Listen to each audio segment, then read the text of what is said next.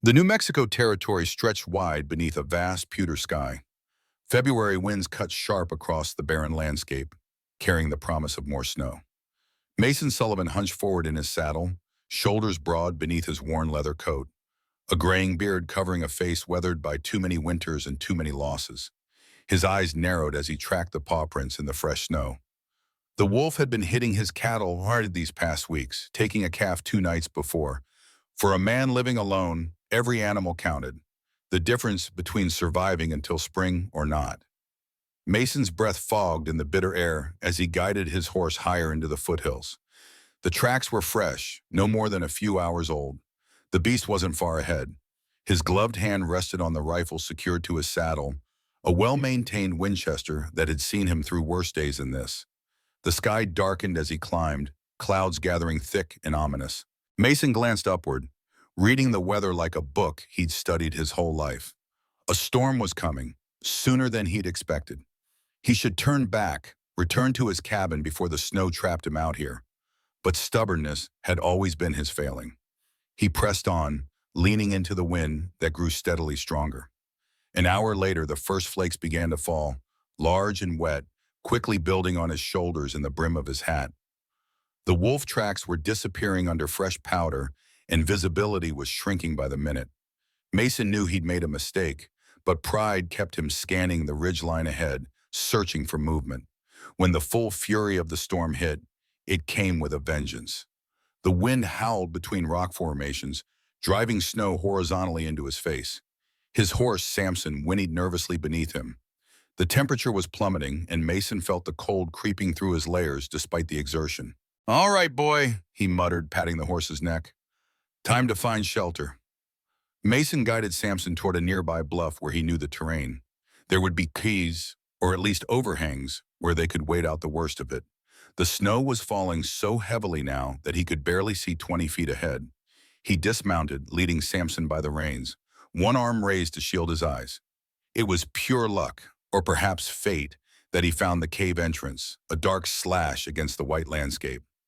Mason tugged the reluctant horse forward, ducking his head as they entered the shallow cave. It wasn't deep, but the overhang provided relief from the driving snow. He tied Samson to a rocky outcrop near the entrance where the horse would be sheltered, but could still get fresh air. "Stay put," he told the animal, removing his gloves to slap feeling back into his fingers. Mason dug through his saddlebags for the small bundle of kindling he always carried. He'd need a fire soon or risk frostbite. Moving deeper into the cave to escape the wind, he gathered what dry debris he could find. His fingers were clumsy with cold as he arranged the kindling. That's when he heard it, a sound so faint he almost missed it beneath the howling wind. A whimper, small and weak, coming from the shadows at the back of the cave. Mason's hand moved instantly to his pistol. "Who's there?" he called, voice sharp with caution. No response came, just another soft whimper. Mason struck a match, the flame casting long shadows across the cave walls. He held it high, illuminating the far corner of the cave.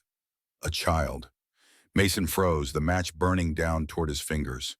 A small figure huddled against the rock wall, knees drawn up tight against the cold. As the flame died, he quickly struck another, moving closer with careful steps. It was a girl, around 8 years old, with copper skin and long black hair. Her clothes were inadequate for the weather, a deerskin dress, torn in places, and a thin blanket wrapped around her shoulders. Her eyes, dark and wide with fear, reflected the matchlight as she stared up at him. An Apache child. Mason felt his chest tighten. What was she doing here, miles from any settlement, in the dead of winter? He knew there were small bands of Apaches still in these mountains, those who had escaped the reservations. But a child alone meant something terrible had happened.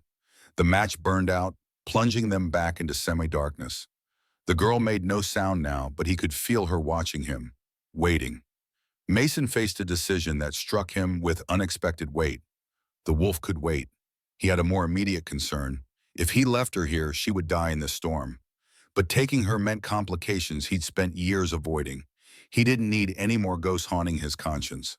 With a sigh that came from somewhere deep, Mason set about building a fire at the center of the cave where the smoke could escape through a natural chimney in the rock. As the flames grew, casting warm light throughout the small space, He glanced again at the girl. She hadn't moved, but her eyes tracked his every movement. "You're half frozen," he said, knowing she probably couldn't understand his words. "Come closer to the fire."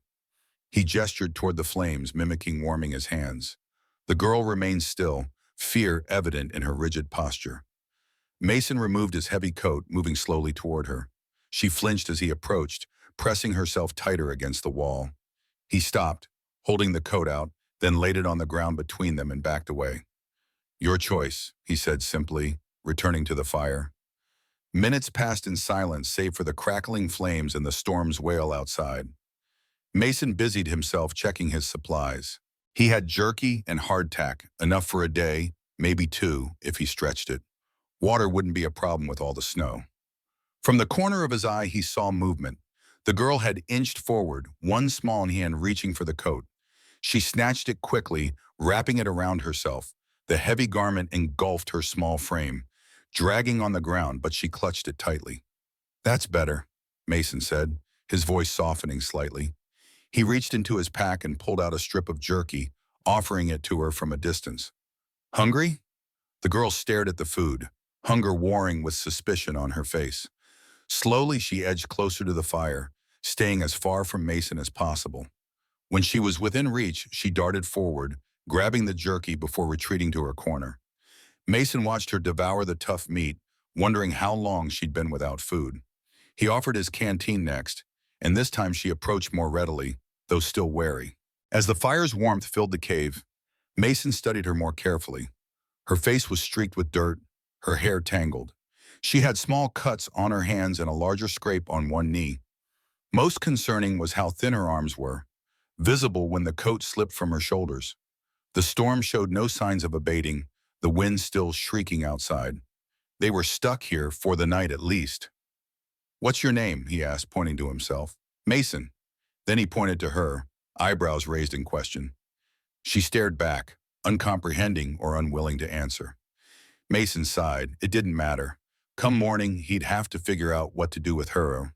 The right thing would be taking her to the authorities in Santa Fe. But he knew what happened to Apache children taken in by the government, placed in missions or with white families, their language and customs beaten out of them. It wasn't his problem, he told himself. He'd already done more than many would, giving her shelter from the storm. Yet as night deepened and the girl finally succumbed to exhaustion, slumping against the cave wall with Mason's coat pulled tight around her, he found himself unable to look away. Something about her small form stirred memories he'd buried years ago. Of Emma, his daughter, who would have been about this age now if the fever hadn't taken her. Of Joshua, his son, barely 5 when he died. Of Sarah, his wife, who had followed their children into the ground a week later, leaving Mason in a silent house with 3 fresh graves under the cottonwood. He had built walls around those memories, bricked them up with hard work and solitude. Now this child threatened to crack them open. Mason fed more wood to the fire and settled against the opposite wall, his rifle across his knees. He would keep watch through the night, though there was little danger in this weather.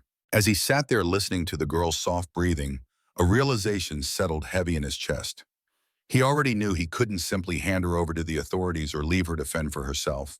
Whatever complications she brought, he would face them.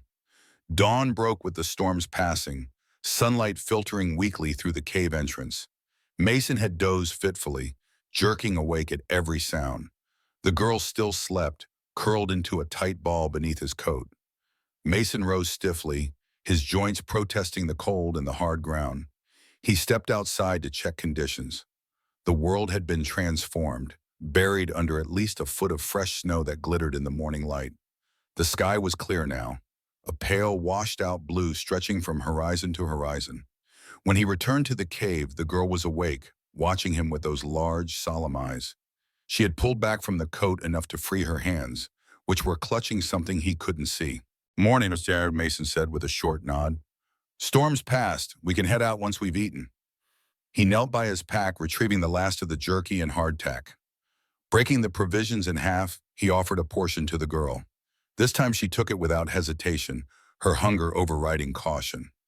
As she ate, Mason checked Samson, making sure the horse had weathered the night without injury. The animal seemed eager to leave the confines of the cave. stamping his hooves impatiently. Soon enough, Mason told him, patting his flank. When he turned back, the girl had finished eating and was struggling to stand, Mason's coat threatening to trip her. He approached slowly, kneeling to her level. "Let me help," he said, gesturing to roll up the sleeves. To his surprise, she allowed him to adjust the coat, watching his hands with interest rather than fear. It was a small victory, but it gave him hope that getting her down the mountain might be easier than he'd feared. As he worked, the coat shifted, and something fell from its folds onto the cave floor. The girl made a soft sound of distress, reaching for it quickly, but not before Mason saw what it was. An Ace of Hearts playing card, stained dark with what looked like dried blood. Mason froze, his hand halfway extended. That card, he knew it. The familiar worn edges, the small tear in one corner. It had been his lucky charm during the war, carried through a dozen battles. Later, he'd kept it in his breast pocket during his time as a scout, until the day it disappeared 5 years ago, during a raid on an Apache village. His eyes snapped to the girl's face, then down to her arms, now exposed as she clutched the card protectively. There on her left forearm was a long, thin scar, the kind made by a knife or sword blade. The pieces clicked together with terrible clarity. This wasn't just any Apache child. She was a survivor of that day, the day his unit had attacked a village based on false reports of raids. The day he'd followed orders he knew were wrong, watching as women and children were cut down. The day something inside him broke, leading him to desert, to hide away in these mountains with his guilt. Mason's blood ran cold. What were the chances? Of all the children who might have sought shelter in this cave, it was one connected to his darkest deed. The girl must have sensed the change in him. She shrank back, the card clasped tight in her small fist. "I won't hurt you," Mason said, his voice rough with emotion. He pointed to the card, then to himself. "Mine, long ago." Her eyes widened with understanding, and for the first time she spoke, a rapid stream of Apache that he couldn't follow. But the tone was clear. Accusation, fear, recognition. She knew. Somehow she knew who he was, or at least what he represented. Mason stood slowly, backing away to give her space. His mind raced with implications. If she had survived that attack, there might be others. People looking for her. People who would recognize him as one of the soldiers responsible. He should leave her here, find some Apache group to take her in, wash his hands of the whole situation. But even as the thought formed, he rejected it. The nearest Apache settlement he knew of was days away. She wouldn't survive that long. Not in this weather, not in her condition. "I did wrong," he said, knowing she wouldn't understand the words but hoping she might sense the regret behind them. "I can't change that, but I can help you now." He gestured to Samson, then to the cave entrance, and finally to the girl. "Come with me." She remained still, clutching the card, her expression unreadable. Mason sighed and began gathering his things, packing up what remained of their meager breakfast. He'd give her time to decide, but not too much. The temperature would drop again by nightfall. As he saddled Samson, he kept glancing back at the girl who had retreated to her corner of the cave. She was watching him intently, seemingly weighing her options. Finally, Mason stood by the cave entrance, ready to depart. "Last chance," he said, extending his hand. For a long moment, she didn't move. Then, with surprising suddenness, she pushed herself to her feet and walked toward him, still wrapped in his oversized coat. She didn't take his hand, but she stood beside him, her chin raised in what might have been defiance. Mason nodded, respecting her choice.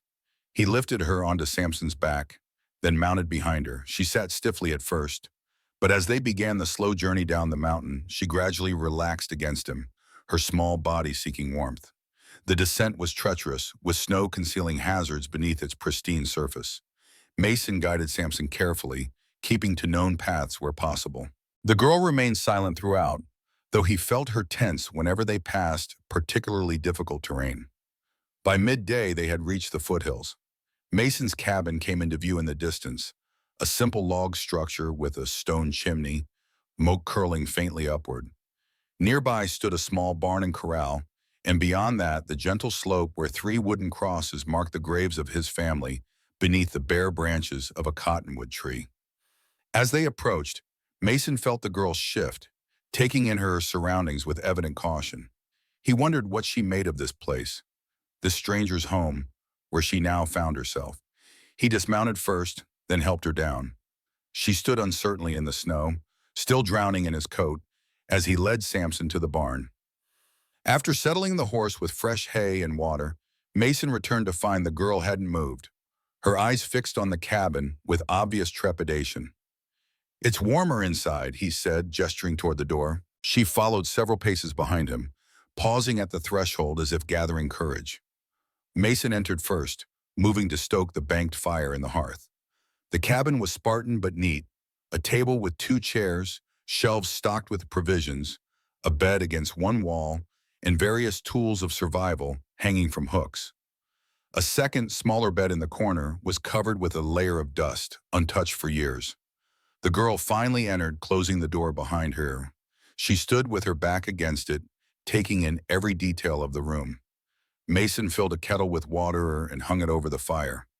"You need warming up," he said, more to break the silence than to communicate. He rummaged through a trunk at the foot of his bed, pulling out a soft woolen blanket that had belonged to Sarah.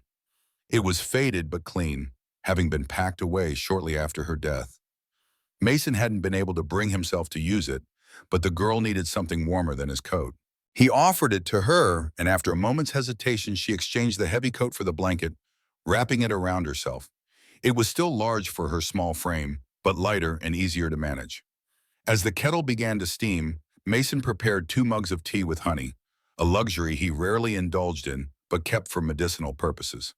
He placed 1 mug on the table, gesturing for the girl to sit, then took the opposite chair with his own drink. She approached warily, climbing onto the chair but not touching the mug. Mason sipped his tea, letting the silence stretch between them. Now that they were here, in his home, the reality of what he'd done sank in. He'd brought an Apache child, a survivor of his unit's attack, into his life. The complications he'd spent years avoiding had found him anyway. After a while, the girl reached for the mug, mimicking how Mason held his. She took a tentative sip, her eyes widening slightly at the sweet taste. It might have been the first time she'd had honey. As she drank, Mason studied her more carefully in the better light. Her features were delicate but strong, with high cheekbones and a determined set to her jaw despite her young age. Her hair, though matted from days in the wild, was a deep black that seemed to absorb the firelight. There was a dignity in how she held herself, even in these strange surroundings. "You need a bath," he said eventually, noticing the dirt on her face and hands. He rose to heat more water, filling a small tin tub he rarely used. While the water warmed, he searched through another trunk, this one containing the few possessions of his children that he hadn't been able to part with. From it, he withdrew a simple cotton dress that had belonged to Emma. It would be too large for the girl, but cleaner and more suitable than what she wore now. When the bath was ready, he showed her the tub, soap, and dress, then stepped outside to give her privacy. The cold air bit at his exposed skin as he stood on the porch, staring out at the snow-covered landscape. His thoughts were a jumble of past and present, of guilt and unexpected responsibility. What was he doing? He had no right to care for an Apache child, especially one who had suffered because of men like him. Yet here she was, and he couldn't turn her away. After what seemed a suitable time, Mason knocked on the door before re-entering. The girl stood by the fire, dressed in Emma's old clothes. The dress hung loose on her thin frame, but she had tied it at the waist with a piece of cord. Her hair was damp but cleaner, and her face scrubbed free of dirt. The transformation was striking. Without the grime and fear of their first meeting, she looked even younger, more vulnerable.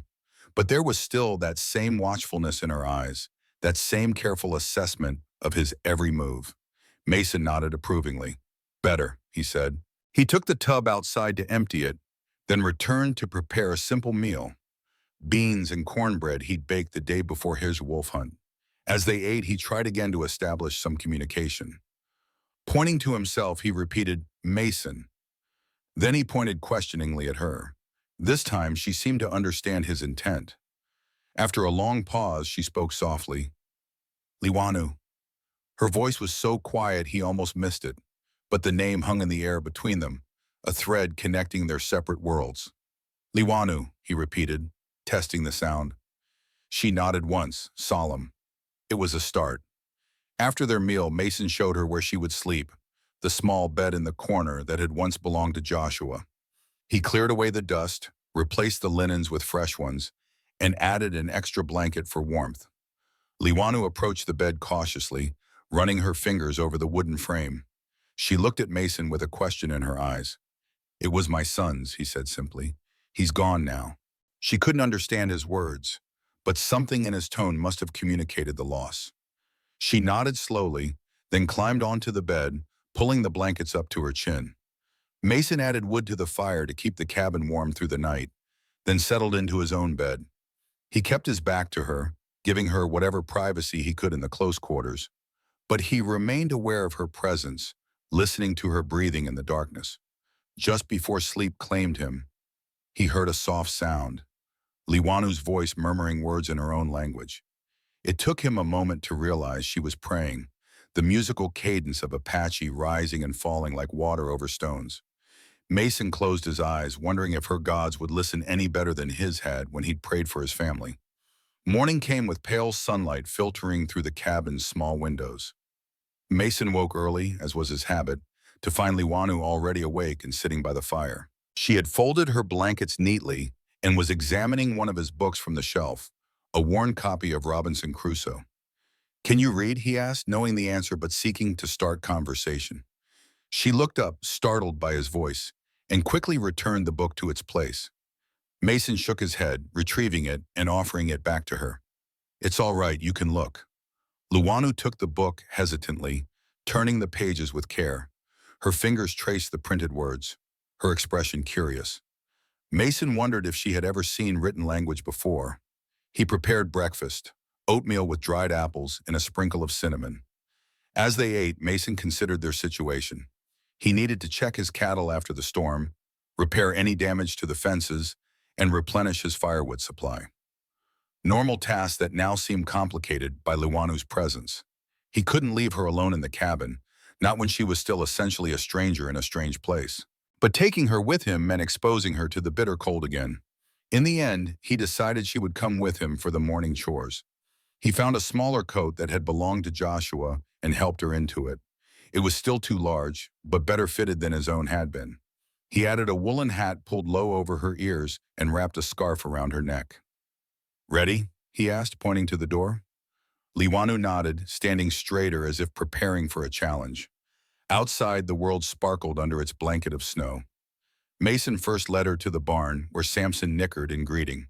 To his surprise, Liwanu approached the horse without fear, reaching up to stroke his nose. Samson lowered his head, seeming to approve of the gentle touch. "He likes you," Mason observed. Liwanu glanced at him, a flicker of something, perhaps pride, crossing her face. Next, they checked the chicken coop. Most of the hens were huddled together for warmth, but one ventured out to investigate the newcomers. Liwanu crouched, fascinated, as the bird pecked at the ground near her feet. When Mason collected the eggs, he handed one to her to carry, which she did with exaggerated care. The morning passed in a rhythm of chores, with Liwanu shadowing Mason's movements and occasionally helping in small ways, holding tools, gathering kindling small enough for her to carry. She was observant and quick to understand tasks, even without verbal instruction. As they worked, Mason found himself speaking more than he had in years, explaining what he was doing even though she couldn't comprehend his words. There was something therapeutic in the one-sided conversation, as if he were exercising long dormant social muscles. They had just finished checking the cattle in the lower pasture when Mason spotted a figure on horseback approaching from the direction of town. He straightened, instantly alert. Visitors were rare, especially in winter. As the rider drew closer, Mason recognized Thomas Miller, a trader who sometimes stopped by on his route between Santa Fe and the outlying settlements. Miller was known for carrying news along with his goods, and for his loose tongue when it came to gossip. Mason glanced at Liwanu, who had also noticed the approaching rider. She had gone very still, tension evident in her small frame. "It's all right," Mason said, placing a reassuring hand near, but not touching, her shoulder. "Stay behind me." Miller reined in his horse a few yards away, lifting a hand in greeting. "Sullivan, thought you might have frozen solid in that storm." "Takes more than snow to finish me," Mason replied, his tone neutral. "What brings you out this way?" Miller dismounted, leading his horse the remaining distance. His eyes flicked to Luanu, who was partially hidden behind Mason, then back to Mason with obvious curiosity. Trading run. Got some supplies, if you're interested. He paused, then added with feigned casualness, didn't know you had company. Mason chose his words carefully. Found her up in the hills during the storm. Lost, half frozen. Miller's eyebrows rose. Apache, isn't she? Where's her people? Don't know. She doesn't speak English, and I don't speak Apache. Miller studied Liwanu with increased interest, making her shrink further behind Mason. Well, that's a predicament. What do you plan to do with her? The question carried an undertone that Mason didn't like, as if Liwanu were a stray dog he'd picked up, or livestock to be disposed of. She'll stay here until I figure something out. Miller gave a low whistle. Bold choice, Sullivan. Folks in town won't take kindly to that arrangement. An Apache child living with a white man? They'll talk. Let them, Mason said flatly. She's just a child who needs help. Miller held up his hands in a placating gesture. No judgment from me. Just saying how it is. His tone shifted to something more serious. You should know, there's been talk of Apache raiding parties in the territory again. Sheriff Wolcott's been gathering men to patrol the outlying areas. Mason felt his stomach tighten. Wolcott, the name brought back memories he'd rather forget. Colonel Blackwood during the war, now Sheriff Wolcott of Santa Fe, the man who had led the raid on the Apache village 5 years ago, the man whose orders Mason had followed, to his eternal shame. Haven't seen any sign of raiders, Mason said evenly. Miller shrugged, just passing along what I heard. You might want to keep that rifle handy. His gaze lingered on Liwanu again. And watch that one. Apache blood runs wild, they say. Mason's jaw clenched, but he kept his voice level. You mentioned supplies? Sensing he'd pushed too far, Miller turned the conversation to business. Mason purchased coffee, sugar, and some salted pork, paying with money he rarely had cause to use. Throughout the transaction, Liwanu remained a silent shadow, watching Miller with undisguised wariness. As the trader prepared to leave, he gave Mason a final, meaningful look. Word travels fast, Sullivan. Wolcott will hear about your guest before long. I'm not hiding anything, Mason replied. She needed help. End of story. Miller mounted his horse. Your business, I suppose, but be careful. These are complicated times. With that parting warning, he rode away, leaving Mason and Liwanu standing in the snow-covered yard. Mason sighed heavily, turning to look at the girl. She met his gaze with a question in her eyes, clearly having sensed the tension in the conversation despite not understanding the words. That complicates things, he said. They returned to the cabin, Mason's mind working through implications. Miller would spread word of Liwanu's presence. It was his nature. How long before Wolcott came to investigate? And what would happen when he recognized the girl as a survivor of the raid he had ordered? Inside, Mason stoked the fire while Liwanu sat at the table, still wearing Joshua's coat. She seemed to be processing the encounter in her own way, her expression thoughtful. Mason placed the purchased supplies on the shelves, then sat across from her. We need to talk, he said, knowing the futility even as he spoke. Or at least I need to try to understand you better. He pointed to the playing cards she had kept with her, now tucked into the pocket of her dress. That was mine. Where did you find it? Liwanu hesitated, then slowly withdrew the card. She placed it on the table between them, her fingers lingering on its worn surface. Then with deliberate movements, she acted out a scene, hiding, watching, retrieving something from the ground. Her gestures were clear enough. She had seen him drop it during the raid and had picked it up afterward. You saw me, Mason said softly. That day. Liwanu's eyes held his, and in them he saw knowledge beyond her years. The recognition of who he was, what he had been part of. There was fear there, yes, but something else too. A weighing, a judgment being made. Mason felt exposed under that gaze, stripped of the carefully constructed identity he'd built since deserting. This child knew his darkest truth, yet she had come with him willingly, had eaten his food, slept under his roof, had even now placed the card, her only possession, on the table between them like a bridge, or perhaps a test. Mason reached out slowly, touching the edge of the card. I'm sorry, he said, the words inadequate but all he had. For what happened to your people? For my part in it. Liwanu watched him intently, her head tilted slightly, as if trying to decode his meaning from tone and expression alone. Mason withdrew his hand from the card, leaving it on the table. It's yours now. A poor trade for what was taken from you. To his surprise, Liwanu pushed the card back toward him, then pointed at him and nodded. She was returning it, acknowledging its original ownership while simultaneously showing she trusted him enough to give up her talisman. The gesture struck Mason with unexpected force. He hadn't earned this child's trust, yet somehow she was offering it. Conditionally, perhaps, but offering nonetheless. Thank you, he said quietly, taking the card and tucking it into his shirt pocket. I'll keep it safe. That evening, as shadows lengthened across the cabin floor, Mason attempted to teach Liwanu some basic English words. He pointed to objects and named them: fire, chair, book, having her repeat after him. She was a quick study, mimicking his pronunciation with surprising accuracy.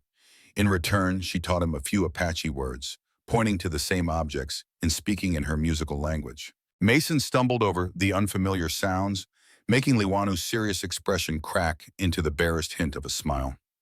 It was this small moment of connection that Mason was reflecting on as he sat by the fire later, Liwanu already asleep in the small bed. He held the ace of hearts in his hand, turning it over and over as he stared into the flames. The card had once been his lucky charm, carried through the war as a young man. Later, it had become a habit, a superstition he couldn't shake even as he grew to hate what he was doing as a scout. Now it felt like something else entirely, a symbol of accountability, perhaps, a reminder that the past was never truly buried. Mason's gaze drifted to the window where moonlight illuminated the three crosses beneath the cottonwood tree. He wondered what Sarah would make of all this, her husband taking in an Apache child, especially one connected to his military past. She had been a compassionate woman, but also practical. Would she see this as redemption or foolishness? The truth was, Mason wasn't sure himself. All he knew was that when faced with the choice in that cave, leaving Liwanu behind had not been an option he could live with. Whatever complications arose, he would face them. With that resolution, he tucked the card back into his pocket and added another log to the fire. The nights were still long and cold in February, but for the first time in years, his cabin didn't feel empty. Days settled into a cautious rhythm at Mason Sullivan's cabin. Each morning they rose with the sun, Mason to tend the livestock, Liwanu to help with small chores she had claimed as her own. She fed the chickens now without instruction, scattered corn for them with a serious expression, as if the task carried great importance. Mason would watch her from the barn door sometimes, struck by how quickly she had adapted to this strange new life. February's grip remained firm on the New Mexico territory. The snow from the great storm had partially melted, only to freeze again at night, creating a treacherous crust that cracked beneath their boots. The sky stretched vast and pale above them, cloudless but without warmth, the sun a distant observer of their daily routines. A week after bringing Liwanu home, Mason began teaching her more structured English. They sat at the table after evening meals, Mason pointing to objects, naming them, then forming simple sentences. "This is a spoon," he would say, demonstrating its use. "I eat with the spoon." Liwanu would repeat the words carefully, her pronunciation improving daily. In return, she taught him Apache words: beso for knife, tu for water. These exchanges became a bridge between their worlds, fragile but growing stronger. One evening, as Liwanu washed dishes and Mason whittled by the fire, she surprised him by pointing to the flames and saying clearly, "Fire is warm," her first complete English sentence. Mason looked up, a rare smile breaking through his weathered features. "Yes," he said, "fire is warm." Liwanu nodded, satisfied, and returned to her task. But Mason noticed the slight straightening of her shoulders, the quiet pride in having communicated successfully. That night, as had become their custom, Liwanu knelt beside her bed to pray in her native tongue. Mason had grown accustomed to the melodic sounds, finding unexpected comfort in their nightly presence. When she finished, she looked over at him with unusual directness. "What word?" She pointed toward the window where moonlight illuminated the three crosses beneath the cottonwood tree. Mason felt his chest tighten. She was asking about his family's graves. Family, he said after a moment. My family. She repeated the word softly, then added in halting English. Family gone? Yes, Mason replied, his voice rough. Gone. Liwanu nodded solemnly as if confirming something she had already suspected. She climbed into bed and pulled the covers to her chin, but her dark eyes remained on Mason, studying him with that unnervingly adult gaze.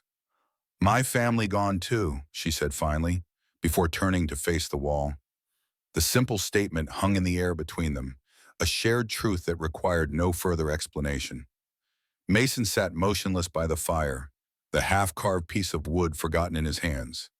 It was the most she had revealed about herself since arriving, and the words carried a weight that filled the cabin. Later, unable to sleep, Mason stood at the window gazing at the moonlit graves. Sarah would have known what to say to the child, how to comfort her.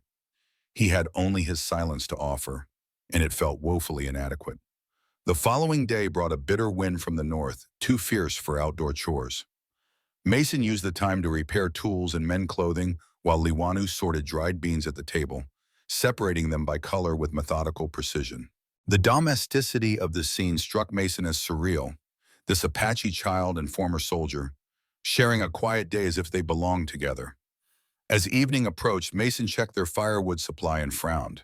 They would need more soon. The fallen branches he'd collected near the cabin were nearly gone, and the larger logs outside needed splitting. Tomorrow, he told Liwanu, gesturing toward the woodpile visible through the window.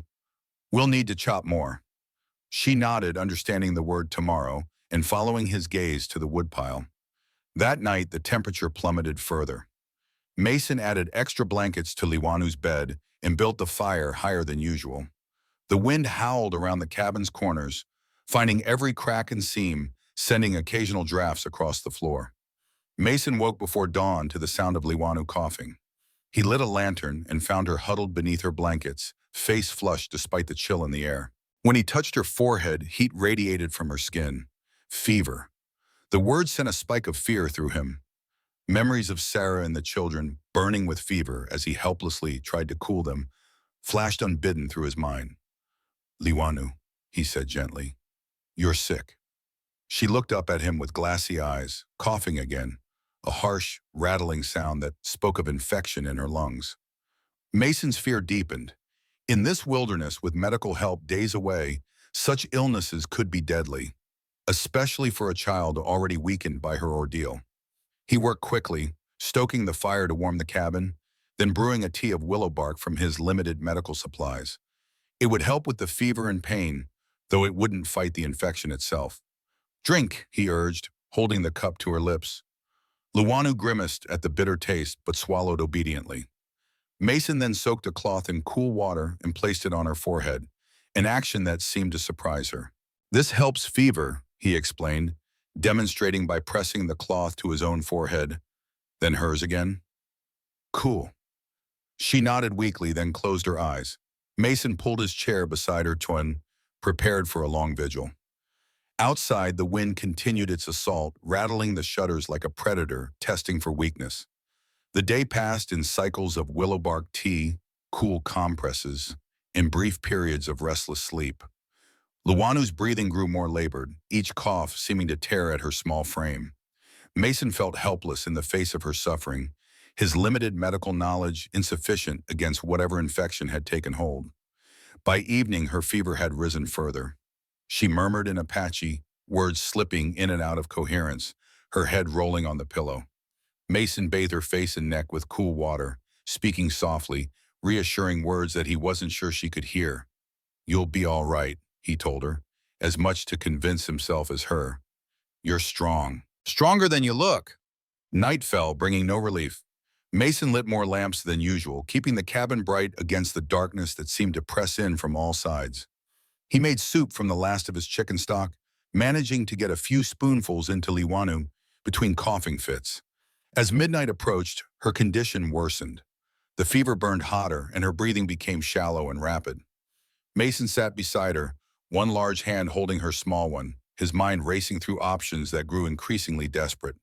He needed medicine, real medicine, not just willow bark and cool cloths. The nearest doctor was in Santa Fe, at least a day's hard ride in good weather. With the bitter cold and Liwanu's weakened state, taking her there was impossible. Sending for the doctor would take even longer.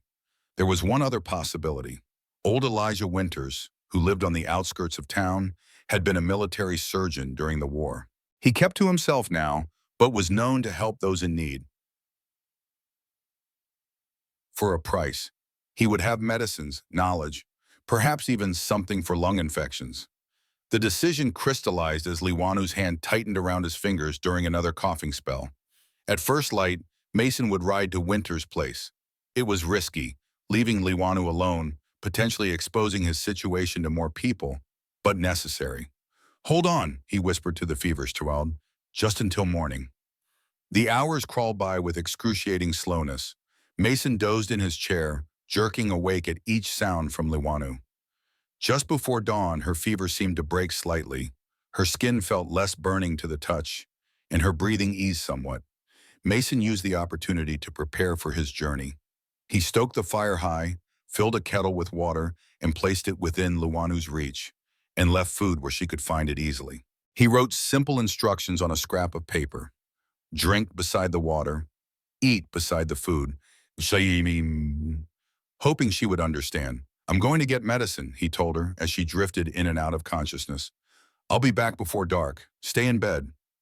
Whether she comprehended his words was unclear, but she gave a small nod before closing her eyes again. Mason dressed in his warmest clothes, checked his rifle, and saddled Samson. The eastern sky was just beginning to lighten as he rode away from the cabin, casting frequent glances back at the thin smoke rising from the chimney. Leaving her felt wrong in every way, yet staying meant watching her condition potentially deteriorate beyond help. The ride to Elijah Winter's place was punishing. The wind cut through Mason's layers, and the frozen ground made for treacherous footing. Samson moved carefully but steadily, seeming to understand the urgency of their mission. Winter's cabin appeared after several hours, a ramshackle structure at the edge of a small clearing, smoke curling from its stone chimney. Mason dismounted stiffly, his joints protesting the cold, and approached the door. His knock was answered by the barrel of a shotgun poking through a narrow opening. "State your business," came a reedy voice from inside. "Elijah Winters?" Mason asked. "I'm Mason Sullivan. I need medicine." The door opened wider, revealing a tall, gaunt man with a shock of white hair and piercing blue eyes. He kept the shotgun leveled at Mason's chest. "Sullivan?" Winters squinted. "Don't know you. I have a ranch about 4 hours' ride northeast. I need medicine for a sick child." Winters studied him suspiciously. "Your child?" Mason hesitated. "She's in my care." Something in his tone must have communicated the urgency, for Winters lowered the shotgun slightly. "What symptoms?" "High fever, cough, deep in the lungs, trouble breathing."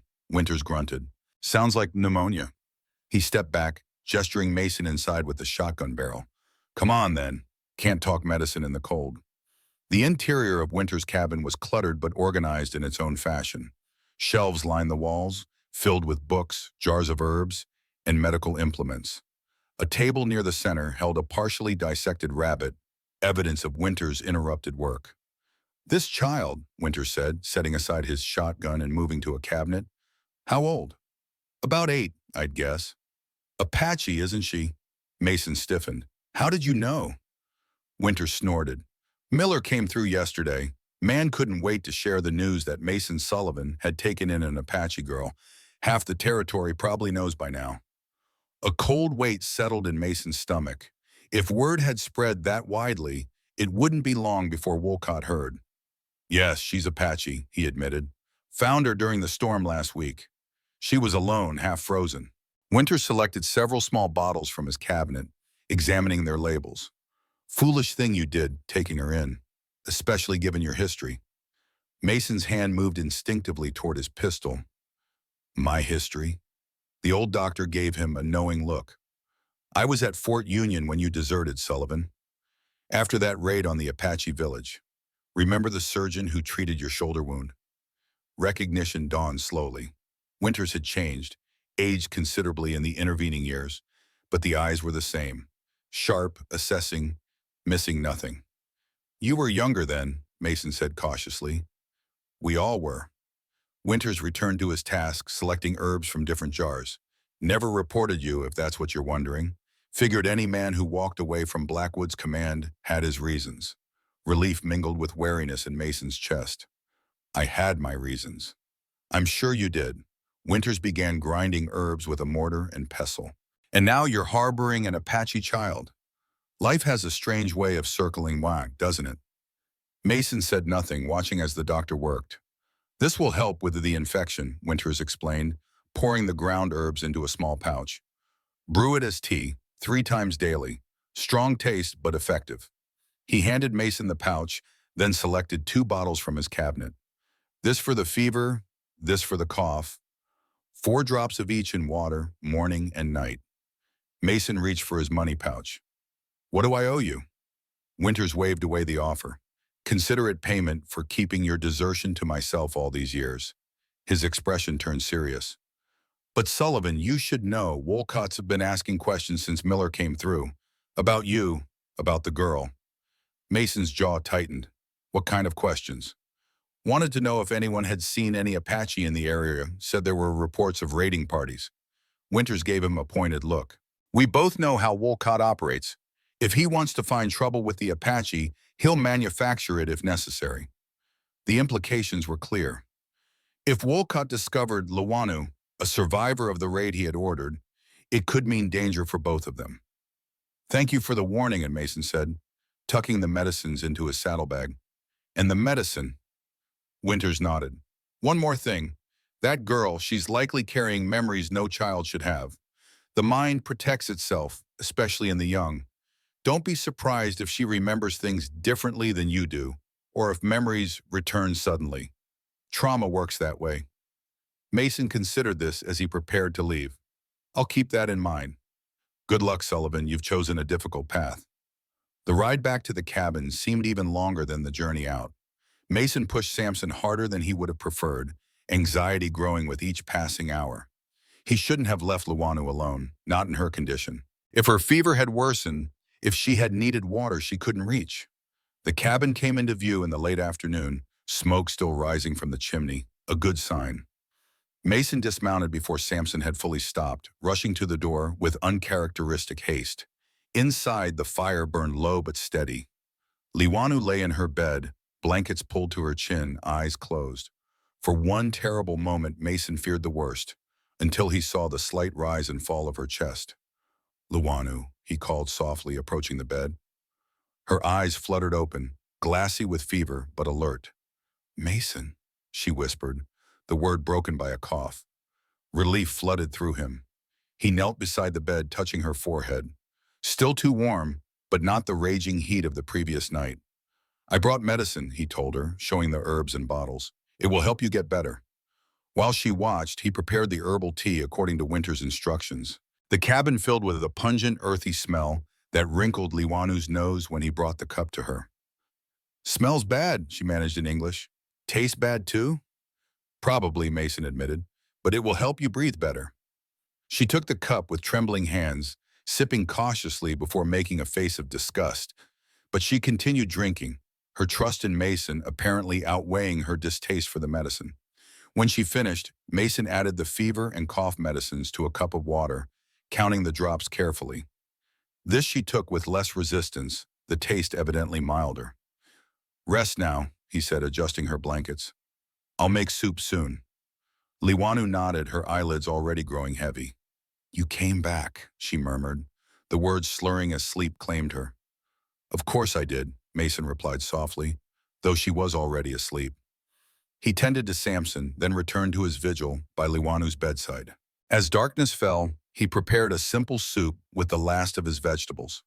The familiar tasks of cooking and care anchored him in the present, keeping at bay the memories of another sick room, another vigil that had ended in loss. This time would be different, he told himself. It had to be. For 3 days, Lewanu's condition remained precarious. The medicine seemed to help, her fever lowered, though it didn't break entirely, and her cough became less frequent. Mason divided his time between caring for her and maintaining the essential chores that couldn't be neglected, even in crisis. On the 4th morning, Mason woke to find Lewanu sitting up in bed, her eyes clearer than they had been in days. When he touched her forehead, her skin was cool and dry. Fever broke, he said with satisfaction. Broke? She repeated, confused by the term. Gone, he clarified. Fever is gone. You're getting better. She nodded, a small smile tugging at the corner of her mouth. Medicine helped. Yes, it did. Mason brought her a cup of water. Are you hungry? Very hungry, she confirmed, with enough emphasis to make Mason chuckle, a rusty sound he barely recognized as his own. He prepared a heartier breakfast than usual, cornmeal mush with honey and dried berries, which Liwanu ate with evident enjoyment. Her appetite was a good sign, another indicator that she was on the mend. As she ate, Mason considered their situation. Word of Liwanu's presence had spread, and Wolcott was asking questions. Their peaceful isolation was coming to an end one way or another. They needed to prepare. Liwanu, he said when she had finished eating, I need to ask you something important. She looked at him attentively, setting down her spoon. Do you remember before? He pointed to her, then made a walking motion with his fingers, indicating a journey. Before the cave, before the storm, where did you come from? Where is your family? A shadow passed over her face. She looked down at her empty bowl, fingers tracing its edge. For a long moment, Mason thought she wouldn't answer, either from lack of understanding or unwillingness to revisit painful memories. Then she spoke softly. My family. She touched her chest, then pointed to the floor, making a downward motion. In ground. Dead. She held up 5 fingers. 5 winters ago. Her eyes carried memories no child should bear, especially one who had been merely a toddler during such violence the raid. She was confirming what Mason had already suspected, that her family had died during the attack on her village. I'm sorry, he said, the words painfully inadequate. Liwanu continued, her English halting but determined. I live with... She searched for a word, then said something in Apache before trying again. Mother's sister, my...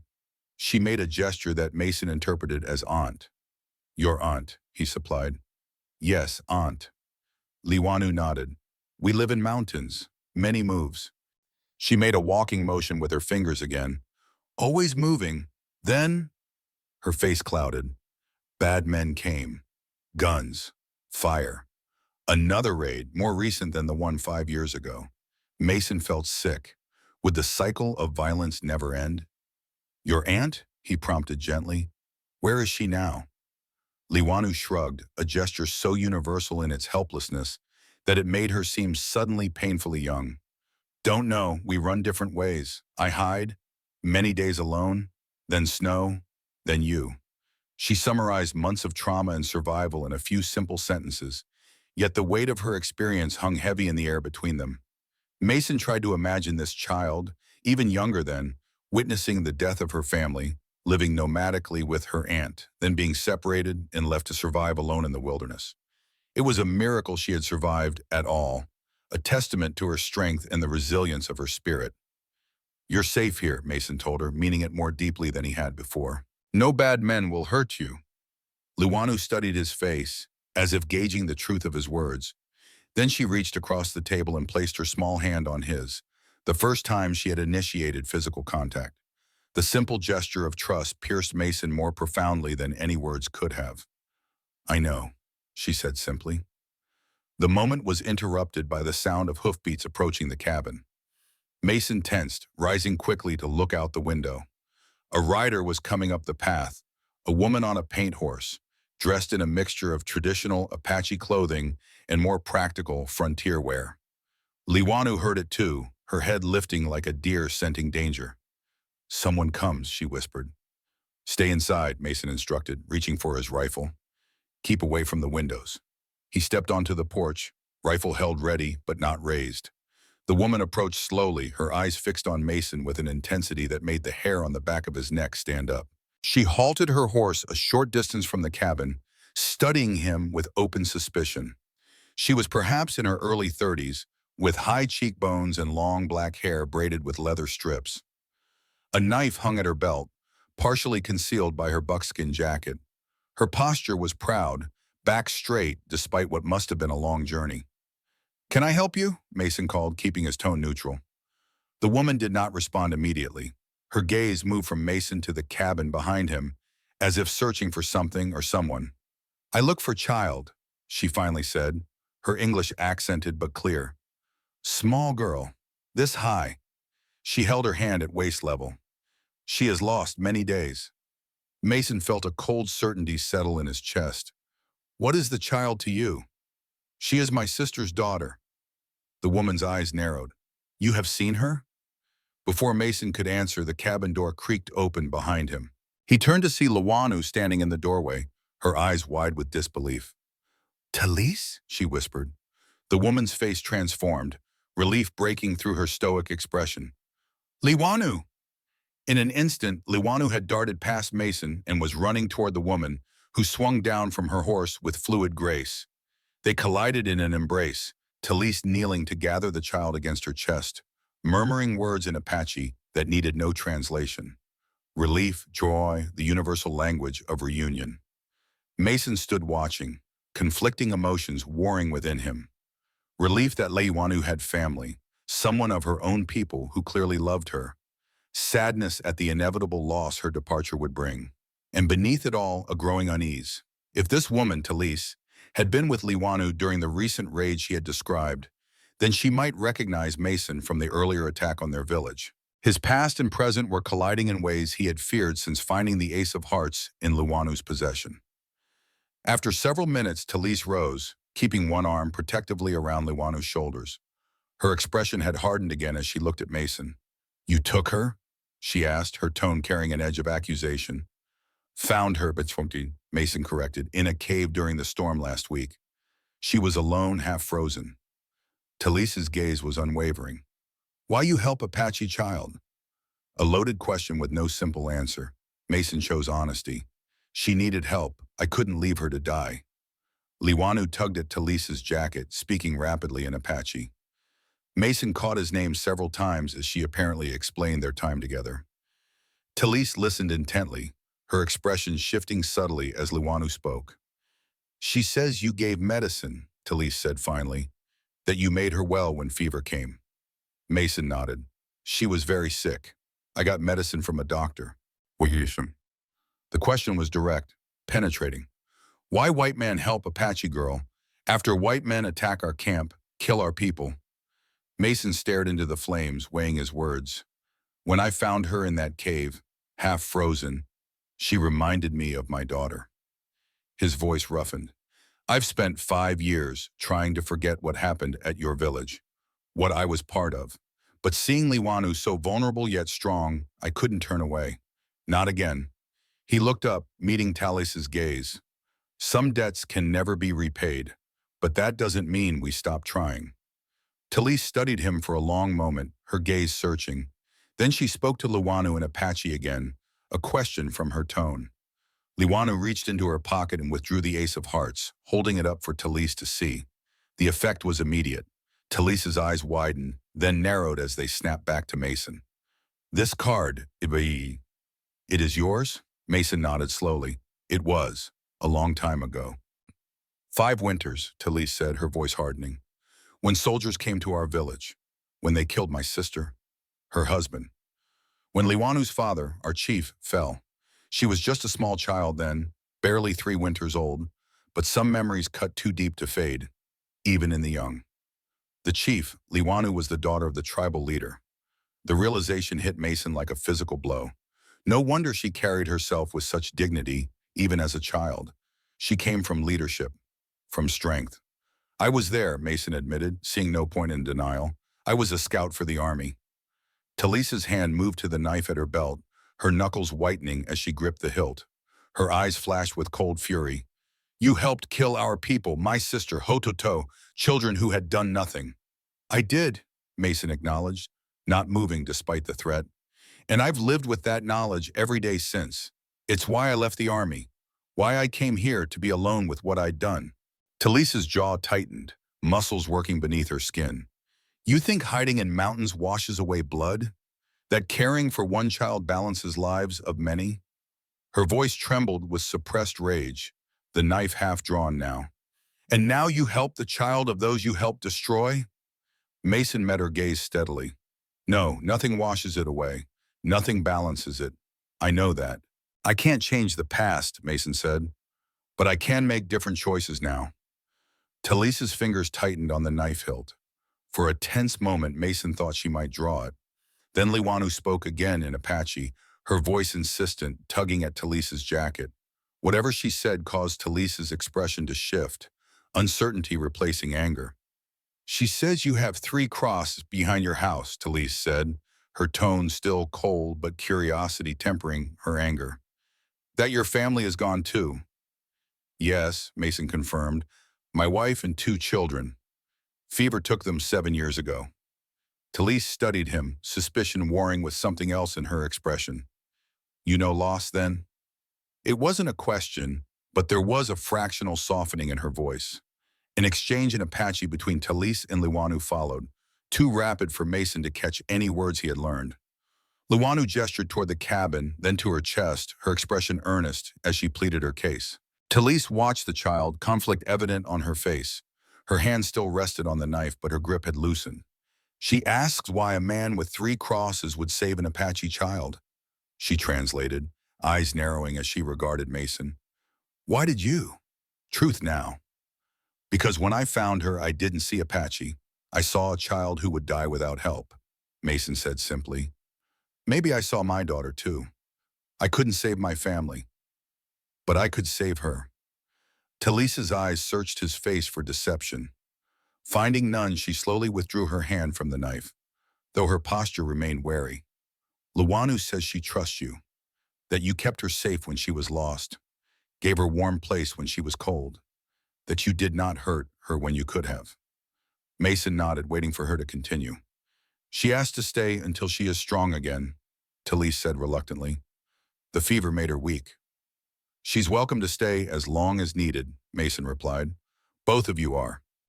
Talisa looked surprised at the invitation. You would let a Apache woman stay in your house after what passed between us? As I said, I can't change what happened, but I can make different choices now. Mason gestured toward the cabin. There's food inside and it's warmer than out here. You've ridden a long way. At least come in and rest. The tension held for several more heartbeats before Talisa gave a single, sharp nod. For Liwanu, I will come inside. But I watch you, white man. Always watch. Fair enough, Mason agreed, stepping aside to let them pass. Inside the cabin, Liwanu immediately took charge, showing Talisa around with proprietary pride. This my bed, she announced, pointing to the small bed in the corner. This where we eat, this fire for warm. Talisa took it all in with cautious assessment, her body still tense, ready for any sign of threat. Mason moved slowly, putting the rifle back in its place, then setting a kettle to boil for tea. He felt her eyes tracking his every movement. You were with Liwanu when the raid came? He asked, keeping his voice conversational as he worked. The recent one she told me about? Talisa nodded stiffly. 2 weeks passed. Soldiers came to our camp in mountains, said we stole cattle. We had no cattle. They wanted reason to attack. Wolcott, Mason asked, a suspicion forming. Man with star, Talisa confirmed, mimicking a badge on her chest. Tall man with gray and beard, eyes like snake. Blackwood, now Sheriff Wolcott. The same man who had ordered the raid 5 years ago was still hunting Apache. The coincidence was too perfect to be chance. He led the raid on your village 5 years ago as well, Mason said, when he was still in the army. Talisa's eyes widened slightly. Same man? Same man, different title. Mason poured the boiling water into mugs, adding tea leaves. He's looking for Liwanu now. A trader came through, spread word that I had an Apache child here. Fear flashed across Talisa's face, quickly masked. Then we must leave, today. In your condition? After what must have been days of hard riding? And with Liwanu still recovering? Mason shook his head. That's asking for trouble. Staying is asking for death, Talisa countered sharply. If this man comes, if Wolcott comes, I'll deal with him, Mason interrupted. He doesn't know who Liwanu is, doesn't know she's connected to the raid 5 years ago. To him, she's just a random Apache child I took in. He will not care, Talisa insisted. He hates our people, wants us gone. I know, Mason acknowledged, But running now with both of you weakened in this weather, that's a death sentence too. At least here you have shelter, food, time to regain strength. Talise fell silent, clearly weighing options. Luanu had been listening to their exchange with solemn attention, her gaze moving between the adults. 2 sleeps, Talise finally said. We stay 2 nights, then we go. Fair enough, Mason agreed, sliding a mug of tea toward her. In the meantime, you both need rest and food. That evening, after Luanu had fallen asleep, Talise sat across from Mason at the table. The fire had burned low, casting long shadows across the cabin walls. Outside, the wind had risen again, whistling through the eaves with mournful persistence. Why did you leave the army? Talise asked abruptly, after the raid on our village. Mason considered the question, turning his empty mug between his palms. Because I couldn't reconcile what we did with what I believed was right. We were told your people had been raiding settlements, killing civilians. But when we reached the village, all I saw were families. Children. He paused, the memories rising with painful clarity. I followed orders that day, helped guide the soldiers to your village. But afterward, I couldn't continue. So I walked away. Deserted, Talise supplied. Yes. Left in the night, made my way north, eventually settled here. Mason glanced toward the window where the 3 crosses would be visible in daylight. My family was already gone by then. I had nothing to lose by disappearing. Talise was silent for a long moment, her fingers tracing patterns on the wooden table. The attack on our village 5 winters ago, she finally said. It was not about raids. It was about gold. Mason looked up sharply. Gold? My sister's husband, Hototo, Luanu's father, he was chief. He found gold in mountains, kept secret from white men. But someone learned of it, told soldiers. They came looking for gold, not raiders. Her eyes met Mason's, hard with the memory. Hototo refused to tell where gold was hidden. So they killed him. Killed many others. The revelation settled heavily in Mason's chest. If true, it meant the raid had been based on greed, not even the pretense of security. And Blackwood, Wolcott, had led it, using soldiers under his command to pursue personal gain. Talise watched his reaction carefully, reading the genuine shock and disgust in his expression. Her shoulders relaxed marginally, confirming something she had been testing, his ignorance of Wolcott's true motives. She turned to face the fire, her profile illuminated by the flickering light. You did not know, she stated simply, more observation than question. No, Mason replied, still processing the revelation. We were told it was retribution for raids, that your people had killed settlers. He looked up, meeting her eyes directly. It doesn't excuse what I did, following orders without question. I should have seen through the lie.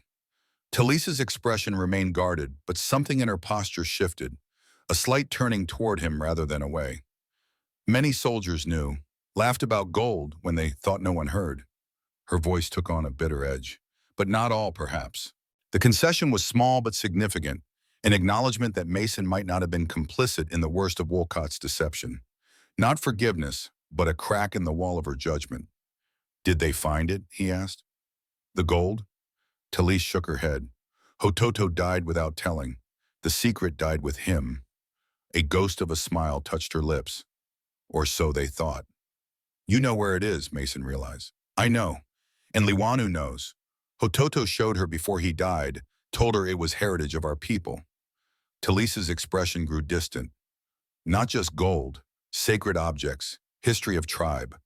Things more valuable than yellow metal white men kill for. The pieces were coming together, Wolcott's continued harassment of the Apache, his interest in Luanu once he heard of her presence. If he suspected she might know the location of the gold. That's why you need to leave, Mason said with growing urgency. If Wolcott learns who Luanu is, he will never stop hunting her, Talise finished. This I know, why we have moved many times, never staying long in one place, but always he finds us again. Mason fell silent, considering the implications. A corrupt sheriff with a personal vendetta and the resources of the law behind him. An Apache woman and child with knowledge that could get them killed. And himself a deserter whose past actions had contributed to their suffering. The tangled threads of their lives had become a knot that couldn't be easily unraveled. 2 nights, Mason finally said, echoing Talisa's earlier terms. Rest, regain your strength. Then I'll help you get safely away. Talise studied him, her expression guarded but thoughtful. Why would you help us now? Mason looked toward the sleeping child, then back to Talise. For 7 years, I've been a ghost in my own life, just existing, hiding from what I did. He ran a hand through his beard. Luanu's trust. It's undeserved, but it reminds me there's still a choice to remain that ghost or to become someone who might deserve that trust. His voice dropped lower. I can't change the past, but I can choose a different path now. She considered this, then gave a slight nod, not agreement exactly, but acknowledgement of his sincerity. We will see what tomorrow brings. Then decide. With that, she rose and moved to Luanu's bedside, spreading her blanket on the floor beside the child. Mason watched as she carefully tucked the covers around Luanu, her hand lingering on the girl's forehead in a gesture of tender concern. In that moment, despite their differences and the weight of history between them, Mason recognized in Talise a mirror of his own protective instinct. They were both trying to safeguard someone vulnerable in a world that showed little mercy to the weak. It was a common ground he hadn't expected to find. Morning brought gray skies and the promise of more snow. Mason rose early to tend the livestock, leaving Talise and Luanu sleeping. The familiar chores centered him, providing space to think through the complications that had arrived with Talise. By the time he returned to the cabin, they were awake. Talise had prepared a simple breakfast from Mason's supplies, and Luanu was teaching her the English names for various objects around the cabin. Chair, Luanu was saying, pointing. Table. Spoon. You have learned much, Talise commented in Apache before switching to English. Good teacher? Luanu nodded, glancing at Mason with what might have been pride. Mason teaches. I teach Apache words too. Mason hung his coat by the door, stamping snow from his boots. Storm's coming, he announced. Should hit by afternoon. Talise frowned at this news. Bad for travel. Very bad, Mason confirmed. Another reason to wait. They ate breakfast with minimal conversation, an uneasy truce settling over the cabin. Afterward, Mason needed to split more wood before the storm arrived. To his surprise, Talise offered to help. I am strong, she said simply when he hesitated. Not sit inside all day. They worked together in the yard, Mason swinging the axe while Talise stacked the split logs. Luanu watched from the porch, wrapped in blankets against the cold, occasionally calling out words in both languages, as if continuing her lesson from a distance. Mason noticed how Talise kept a measured distance between them, her movements efficient and guarded. Yet there was a grudging respect in how she arranged the wood, mirroring the neat stacks he had made before. Once, when he struggled with a particularly knotted piece, she passed him the iron wedge without being asked, anticipating his need. You know wood, Mason observed, driving the wedge with a solid strike. Many winters in mountains, Talise replied, her tone neutral, but not hostile. Fire means life. A small concession to conversation, Mason thought. He nodded, working in silence for several minutes before venturing, Your English is good. Talise paused, weighing whether to engage or withdraw. Missionary school, she finally said. 3 years, before soldiers came. Mason absorbed this, recognizing the offered information as a small, cautious step. Not trust, but perhaps the beginning of understanding. The card, Talise said abruptly as Mason paused to wipe sweat from his brow despite the chill. The one Luanu had. How did she get it? Mason rested the axe head on the chopping block. She found it, I think, after the raid. I must have dropped it during the fighting. Talise nodded slowly. She believes it protected her, that your spirit left it to watch over her. The idea startled Mason. My spirit? Apache believe objects carry power of their owners, Talise explained. She kept card all these years. Said it brought her back to you when she was most in need. A hint of amusement touched her features. Strange circle, no? You help destroy her family, then your card leads her back to you for help. Mason felt a chill that had nothing to do with the weather. I don't believe in such things. What you believe does not matter, Talise replied pragmatically. What matters is path that brought us here. Now we must decide where path leads next. They returned to work, the conversation lingering in Mason's mind. He had never considered himself a spiritual man, especially after losing his family. The idea that some force had guided Liwanu to him, that his discarded playing card had served as a talisman connecting them across years and tragedy, seemed far-fetched. And yet, the coincidences were difficult to dismiss entirely. The storm arrived earlier than expected, dark clouds rolling in from the west and bringing the first heavy flakes before midday. Mason and Talise retreated inside, where Liwanu had arranged the table for another English lesson. "Storm now," she announced. "No leaving." Talise exchanged a look with Mason. Their departure, already postponed, would be delayed further by this weather. The implications hung unspoken between them as they settled into the enforced confinement of the cabin. The afternoon passed with unexpected domesticity. Talise repaired a tear in Liwanu's dress with neat, practiced stitches. Mason worked on carving a small wooden horse he had started days earlier. Liwanu moved between them, sometimes watching Talise's needlework, sometimes observing Mason's knife as it shaped the wood. When evening came, Mason prepared a stew with some of the salted pork he had purchased from Miller. The rich aroma filled the cabin, a counterpoint to the increasing howl of the wind outside. They ate in silence, the storm providing all the conversation necessary as it battered the cabin walls. After dinner, as Liwanu nodded off by the fire, Talise approached Mason with an unexpected question. "Your wife," she said quietly. "What was her name?" "Sarah," Mason replied, surprised by the inquiry. "And your children?" "Emma and Joshua." The names felt strange on his tongue after so long without speaking them aloud. Talise nodded, absorbing this information. "They died of sickness?" "Fever," Mason confirmed. "It swept through the area 7 years ago, took many lives." "I am sorry," Talise said, and despite everything that lay between them, her sympathy seemed genuine. "Loss of family is a great wound that never fully heals." "No," Mason agreed, "it doesn't." They fell silent, the fire crackling between them. Outside, the storm had reached its peak, wind and snow creating a wall of white beyond the windows. "Liwanu says you prayed across his behind house," Talise finally said. "That you speak to your dead there." Mason shifted uncomfortably. He hadn't realized the child had observed his occasional visits to the graves. "Sometimes." "Apache also speak to ancestors," Talise offered. "Ask for guidance, protection. Tell them of joys and sorrows." She glanced at the sleeping Liwanu. "She has spoken to her father many times since he was killed, asks him to watch over her, to guide her path." The parallel struck Mason with unexpected force. This common thread of grief and remembrance that crossed the boundaries of culture and belief. "Does he answer?" he asked, the question emerging before he could consider its implications. Talise gave him a measured look, not with words, but in signs, in dreams, in moments when path becomes clear. She paused. "Has your wife answered you?" Mason thought of the countless times he had stood before Sarah's grave, speaking words that felt hollowed by repetition, receiving only silence in return.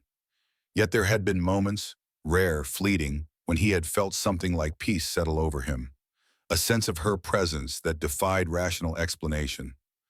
"Perhaps," he admitted, "in her way." Talise nodded as if this confirmed something she had already known. "The dead remain with us, not in body, but in spirit, in memory, in the choices we make because of them." It was the most personal conversation they had shared, a temporary bridge across the chasm of their differences. Mason found himself wondering what Sarah would make of Talise, this proud, resilient woman who had endured losses similar to his own, yet hadn't surrendered to bitterness. The moment was broken by a sound that made them both stiffen. Hoofbeats, barely audible beneath the storm's fury, approaching the cabin. Mason moved swiftly to the window, peering through the frost-edged glass into the swirling white darkness. Between gusts of snow, he could make out the shadowy forms of riders, at least 3, perhaps more, approaching the cabin. "Get Liwanu," he instructed Talise in a low voice. "Hide in the root cellar." Talise was already moving, scooping the sleeping child into her arms. "Who comes?" she whispered. "Can't tell yet, but no one rides in this weather with good intentions." Mason lifted a section of the floorboards near the hearth, revealing a small storage space dug beneath the cabin. "Down there, stay quiet." Talise descended into the darkness with Liwanu, who had awakened but remained silent, her eyes wide with fear. Mason replaced the boards, then quickly scattered a rug over the spot. He grabbed his rifle and positioned himself by the window, just out of sight from outside. The riders drew closer, their forms gradually solidifying through the curtain of snow. Four men on horseback hunched against the storm. The lead rider was tall and broad-shouldered, his face obscured by a snow-dusted hat and scarf. But Mason recognized the set of those shoulders, the way he sat in the saddle. Sheriff Blackwood Wolcott. A cold certainty settled in Mason's gut. They hadn't come to talk.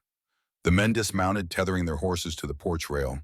Mason watched as Wolcott conferred briefly with the others, gesturing toward the cabin's windows and rear. They were setting up positions, planning to surround the place. Mason weighed his options. He could pretend ignorance, claim Talise and Luanu had already left. But Wolcott wouldn't have ridden through a blizzard on mere suspicion. He must have solid information, perhaps from Miller or someone else who had spotted Talise arriving. A direct confrontation then, but on his terms. Mason moved to the door, rifle in hand but not raised. He opened it just as Wolcott was about to knock, startling the sheriff momentarily. "Evening, Sheriff," Mason said, his voice leveled despite the tension coiling inside him. "Strange weather for a social call." Wolcott recovered quickly, his face arranging itself into an approximation of official concern.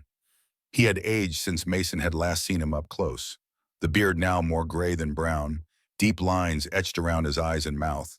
But the cold calculation in his gaze remained unchanged. "Sullivan," he acknowledged with a curt nod. "Not a social call, official business." Behind him stood three deputies, their hands hovering near their sidearms. Young men, eager to prove themselves with that particular blend of nervousness and aggression that made them dangerous. "Must be important to bring you out in this storm," Mason observed, not moving from the doorway. "What can I help you with?" Wolcott's eyes narrowed slightly. "I think you know. Word is you're harboring a couple of Apache, including a child who might have information about recent raids on settlements west of here." "Information?" Mason raised an eyebrow. "From a child?" "Don't play dumb, Sullivan. We both know the Apache use their children as runners, messengers. This girl might know where the raiding party is camped." Wolcott took a step closer, lowering his voice. "And I hear she arrived with a woman, an Apache woman who's been causing trouble across the territory for years." Mason held his ground. "I found a child during the storm last week, helped her recover from fever. Her aunt came looking for her yesterday. They left this morning, before the storm hit." The lie came easily, delivered with the right mix of indifference and annoyance. Just a man interrupted by unexpected guests, now bothered by official intrusion. Wolcott studied Mason's face, searching for deception. "Mind if we come in and look around, just to be thorough?" "Actually, I do mind," Mason replied. "It's late, I'm tired, and I've already told you that they're gone. Unless you've got a warrant, Sheriff, I suggest you and your men head back to town before this storm gets worse." Tension crackled between them like static before a lightning strike. One of the deputies shifted his weight, hand inching closer to his gun. Mason kept his focus on Wolcott, whose jaw had tightened at the refusal. "You know," Wolcott said conversationally, "I always wondered what happened to you after Fort Union. One day you were there, the next, vanished. Some thought you'd been killed by hostiles. Others figured you'd deserted." His smile was cold. "Desertion's still a hanging offense, Sullivan. The threat hung in the air, explicit and unavoidable. Cooperate or face the consequences of a past Wolcott had apparently known about all along." Mason's mind raced. If Wolcott had known his identity for years but never acted on it, he must have had a reason, perhaps keeping the knowledge as leverage for a moment like this. "That war's long over," Mason said evenly. "And you're not military anymore, Sheriff. Just a lawman who's ridden a long way at bad weather on faulty information." Wolcott's expression hardened. "Step aside, Sullivan. We're coming in, warrant or not." "No," Mason said simply, raising his rifle to a more visible position, not pointing it, but making its presence clear. "You're not." For a tense moment, neither man moved. Behind Wolcott, the deputies exchanged uncertain glances, awaiting orders. The wind howled around them, driving snow into the cabin through the open door. Then, unexpectedly, Wolcott smiled, a gesture without warmth that didn't reach his eyes. "Have it your way, Sullivan, for now. He stepped back, motioning his deputies to stand down. But this isn't over. When the storm passes, I'll be back with a proper warrant. And if I find you've been lying, he let the threat hang unfinished. Good night, Sheriff, Mason replied, maintaining his composure. Wolcott turned to leave, then paused, looking back over his shoulder. You know what's curious? 5 years ago, after that raid on the Apache village, the one where you disappeared, there were rumors about gold, Chief's gold, hidden somewhere in the mountains. His eyes gleamed with cold interest. Makes me wonder if that little girl knows something about it. Something worth protecting. Without waiting for a response, he signaled his men, and they mounted up, disappearing into the swirling snow as quickly as they had emerged from it. Mason closed the door, securing the bolt with hands that weren't quite steady. Wolcott knew about the gold, about Liwanu's connection to it. This wasn't just harassment of Apache. It was a deliberate hunt for specific information, for treasure. Mason moved to the hidden cellar door, lifting the floorboards. They're gone, he called softly. Talise emerged first, lifting Liwanu after. Both had heard everything through the thin floorboards. He knows, Talise said grimly, about Liwanu, about the gold. Yes, Mason confirmed, and he'll be back once the storm passes. With warrant, Liwanu added, demonstrating her understanding of the conversation. What is warrant? A paper that gives him the right to search the cabin, Mason explained, to look for you both. Talise's expression was resolute. Then we must be gone before he returns. In this storm, Mason gestured toward the window where snow continued to fall heavily. You wouldn't make it 5 miles. Better to die free in storm than in hands of that man, Talise replied fiercely. Mason couldn't argue with her logic, but the thought of Liwanu, still recovering from illness, facing the brutal elements made his chest tighten with dread. The storm should pass by morning, he said. We'll leave at first light before Wolcott can return with his warrant. He met Talise's gaze directly. All 3 of us. Surprise flickered across her features. You would come.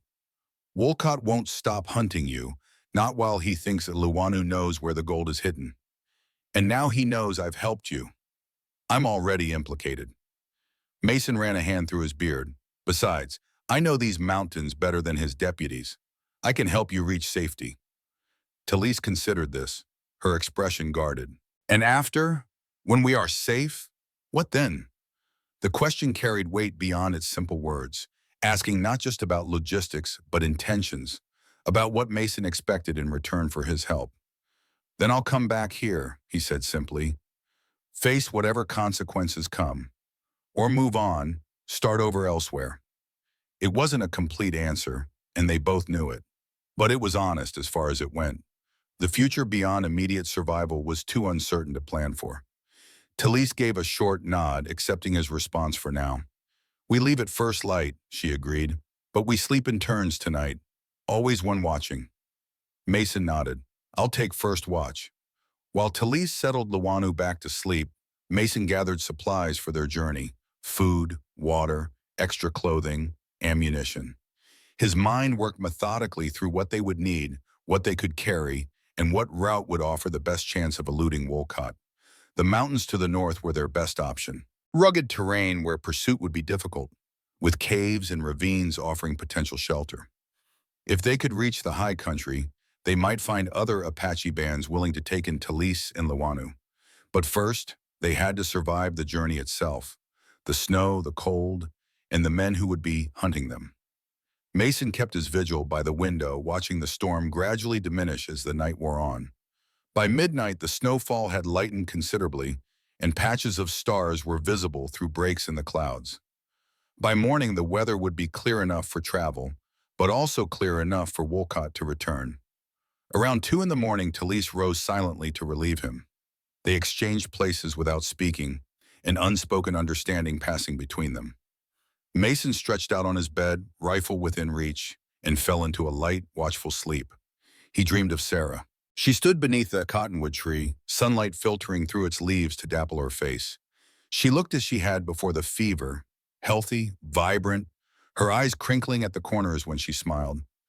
You're leaving, she said, her voice achingly familiar. I have to, Mason replied, to help them. Sarah nodded, understanding in her gaze. I know. It's who you are beneath everything. She reached out as if to touch his face, though her fingers stopped just short of contact. Find your way back to yourself, Mason. The man I loved. He woke with the first gray light of dawn, the dream still vivid in his mind. For a moment he lay still, feeling its resonance within him. Then he rose, pushing aside the lingering emotions to focus on the immediate task. Talise was already preparing Luanu for the journey, helping her into the warmest clothes available. Layers of Mason's children's garments, adapted to fit her small frame. The girl was solemn but composed, showing none of the fear a child her age might be expected to display. Storm has passed, Talise reported. Sky clearing, good for travel. She hesitated, then added, bad for hiding tracks. We'll stick to rocky ground where possible, Mason replied, pulling on his heavy coat. And the fresh snow will slow Wolcott down. Buy us some time. They ate a hurried breakfast, cornbread and jerky that could be consumed quickly. Mason packed the remaining food in saddlebags, along with extra ammunition and medical supplies. Talise watched his preparations with approval, occasionally suggesting additional items. As the eastern sky lightened from gray to pale blue, they prepared to depart. Mason saddled Samson for Talise and Luanu to ride together, while he would lead on foot. The horse could carry both females and their essential supplies, but not all three of them. Before leaving, Mason stood for a moment in the cabin doorway, looking back at the home he had built after deserting. It wasn't much, a simple log structure with few comforts, but it had been his sanctuary for 5 years, a place to bury his guilt, his grief, his past. Now he was leaving it behind, perhaps for good. His gaze shifted to the cottonwood tree and the 3 crosses beneath it. He couldn't take Sarah and the children with him, not physically, but as he turned away, he felt something of them coming along nonetheless. A purpose, a direction he had lacked for too long. They set out northward, Mason leading Samson through the deep snow, Talise and Luanu riding double on the horse's back. The morning was blindingly bright, sunlight reflecting off the pristine white landscape. The air was sharp with cold, each breath visible in small clouds that quickly dissipated. Mason set a steady pace, not too fast to exhaust them, but urgent enough to put distance between themselves and the cabin. He chose their route carefully, seeking rocky outcrops where their tracks would be minimal, avoiding open areas where they would be visible from a distance. Luanu remained silent for the first hours of travel, her small face partially hidden by the scarf wrapped around her. But her eyes were alert, taking in their surroundings with keen attention. Occasionally, she would point out animal tracks to Talise, rabbit, fox, deer, showing an impressive knowledge of wildlife for one so young. By midday, they had reached the foothills of the northern mountains. Mason called a brief halt in the shelter of an overhanging rock, allowing Samson to rest while they ate a sparse meal of jerky and hardtack. How far to safe place? Talise asked, her breath fogging in the cold air. There's an old trapper's cabin about 6 miles further, Mason replied. Abandoned years ago, but the roof was still sound last time I passed by. We can shelter there tonight, continue at first light tomorrow. Talise nodded, accepting his judgment. And after cabin, where do we go? Mason hesitated. It was a question he'd been considering since they set out. There's a band of Apache that sometimes winters in the high valley beyond Copper Ridge. Peaceful group, led by a man called Three Feathers. I've traded with them in the past. Surprise registered on Talise's features. You know Three Feathers? Not well, but enough that he might hear us out before deciding whether to help or not. Talise exchanged words with Luanu in Apache, too rapid for Mason to catch.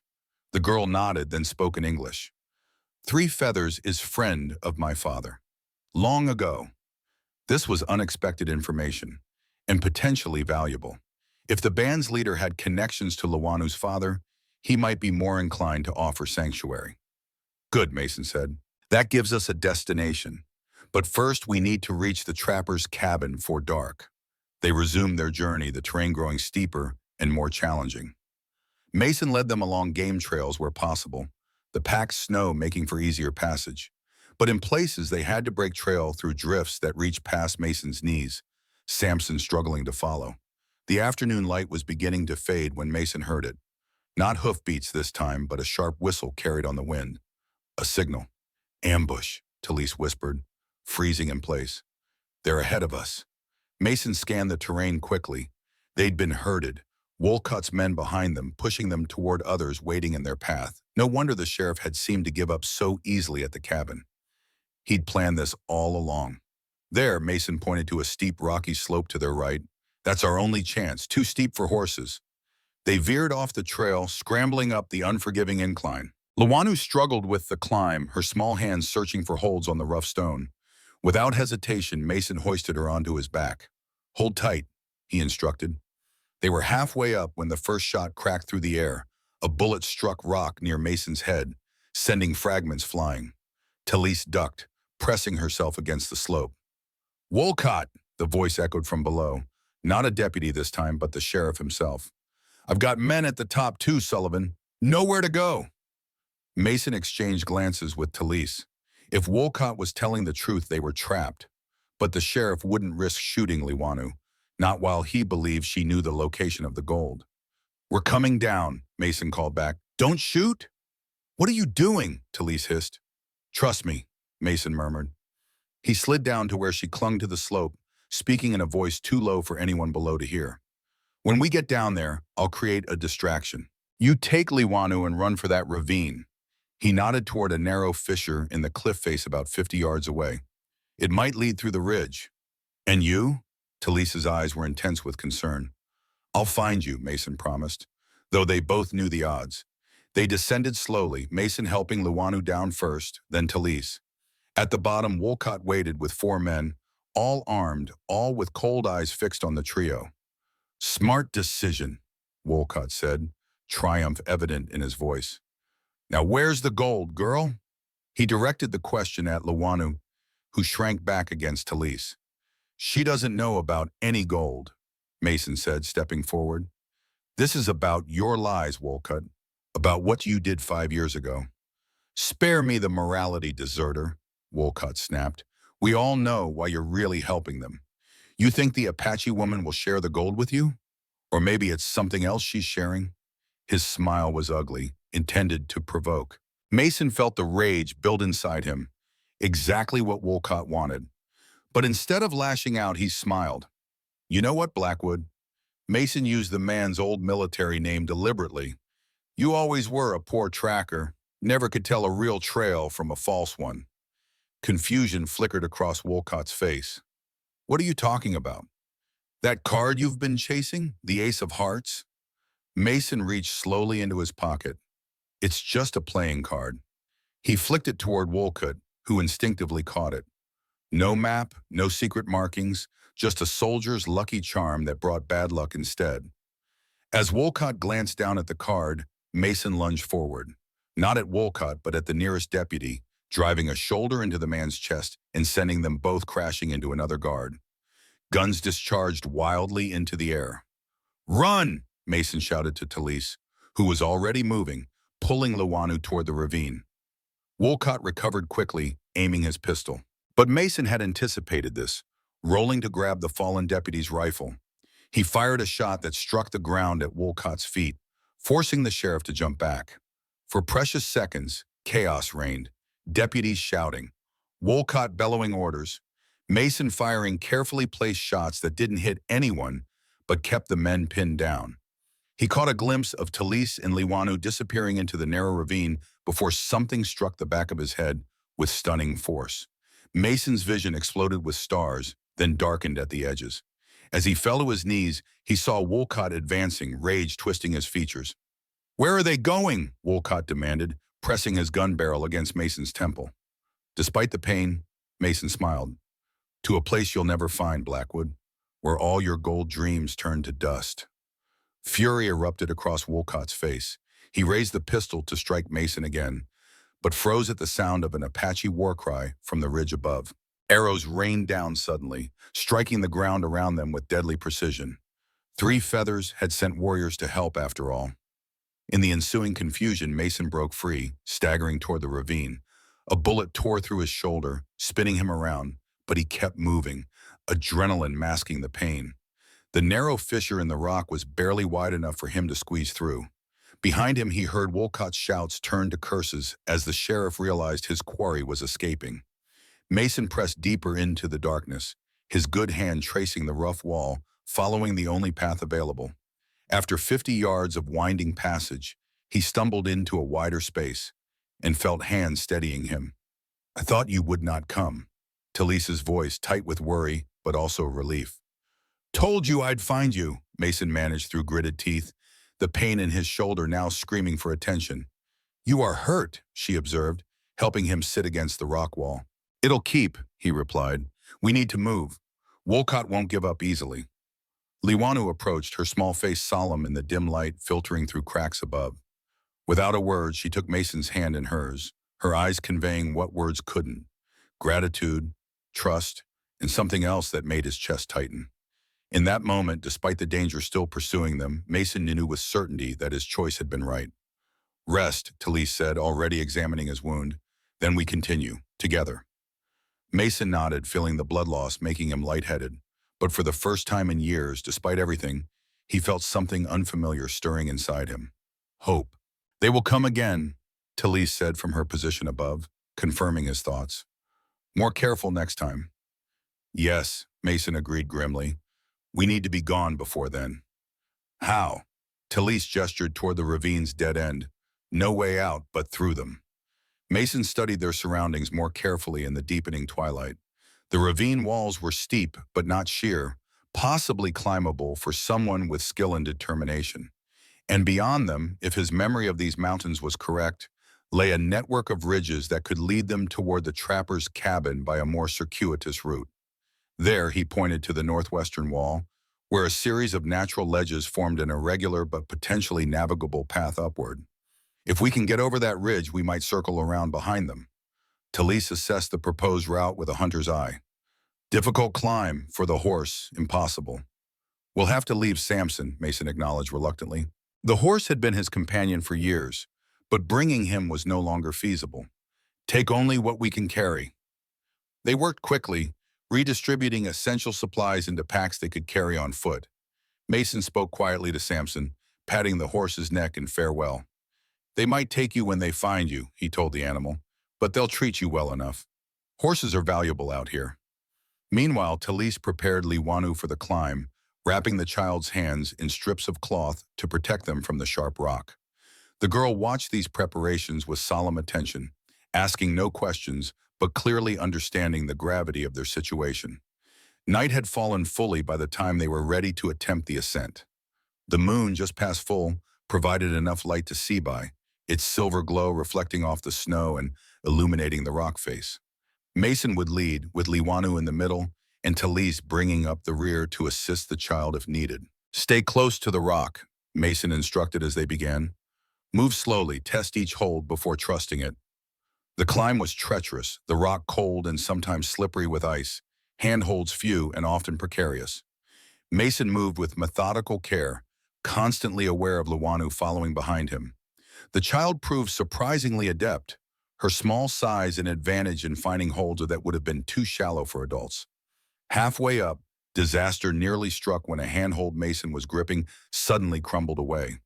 He slid several feet, dislodging small rocks that clattered down the ravine wall. Wolcott and his men would surely hear the noise, would know their quarry was attempting to escape. Mason's fingers scrabbled at the rock face, finding nothing but loose shale. Just as his descent accelerated, a strong hand shot out, gripping his wrist with surprising strength. Talise had reversed course, wedging herself into a small outcropping to anchor them both. Their eyes met in the moonlight, hers determined, assessing. No longer the eyes of an enemy, but of an ally in survival. She pulled, muscles straining, until Mason found a foothold and steadied himself. "Careful," she said simply, releasing his wrist. The single word carried more meaning than its surface, acknowledgement that his survival now mattered to her, if only for Liwanu's sake. Mason nodded, gratitude in his eyes. "I'm all right," he called softly up to Liwanu, who had frozen in place. "Keep going, carefully." Talise resumed climbing behind the child, but the dynamic between her and Mason had shifted subtly. They were now a team, however reluctant, bound by more than circumstance, alone.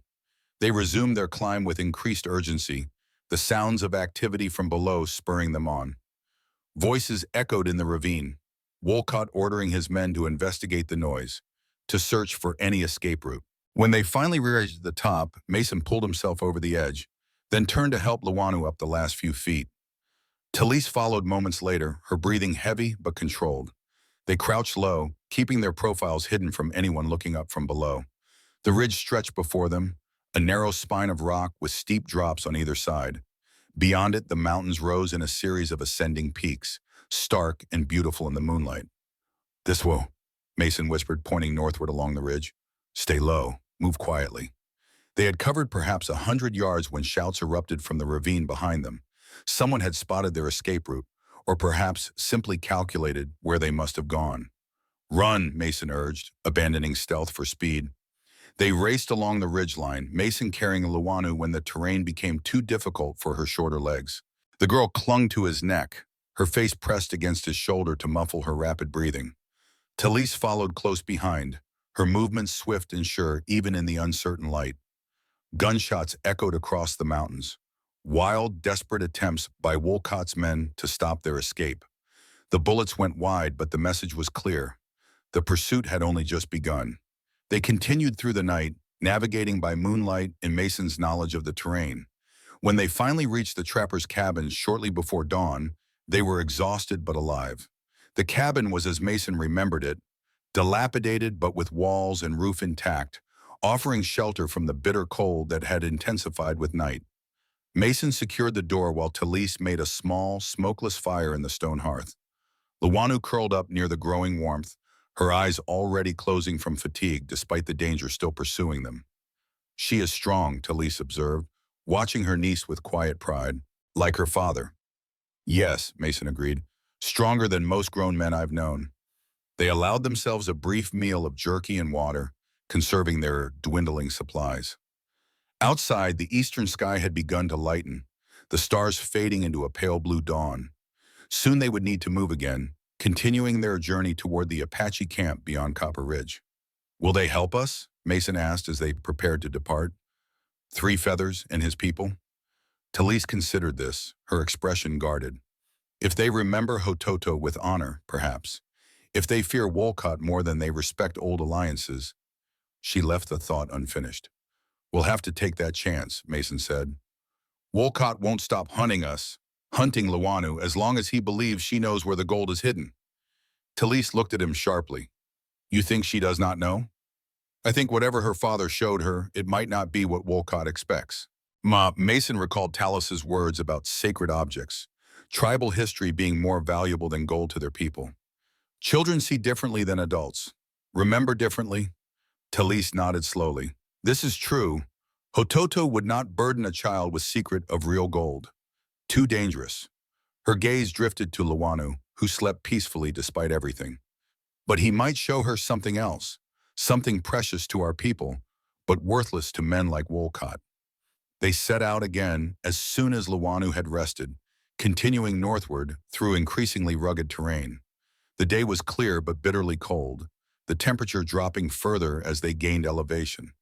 Without Samson, their progress was slower, but they were able to take routes inaccessible to horseback riders, giving them an advantage over their pursuers. By midday, they had reached Copper Ridge, a spectacular formation of rust-colored rock that jutted from the mountainside like the spine of some prehistoric beast. From its summit, Mason knew they would be able to see the valley where Three Feathers Band sometimes wintered. The climb was challenging, especially for Luanu, whose strength was still compromised by her recent illness. Mason carried her for much of the ascent, her small form a surprisingly light burden against his back. Talise climbed with the fluid grace of someone born to the mountains, occasionally pointing out easier routes that Mason, for all his experience, might have missed. When they reached the ridge's peak, all three stood in silence, gazing at the valley that opened before them.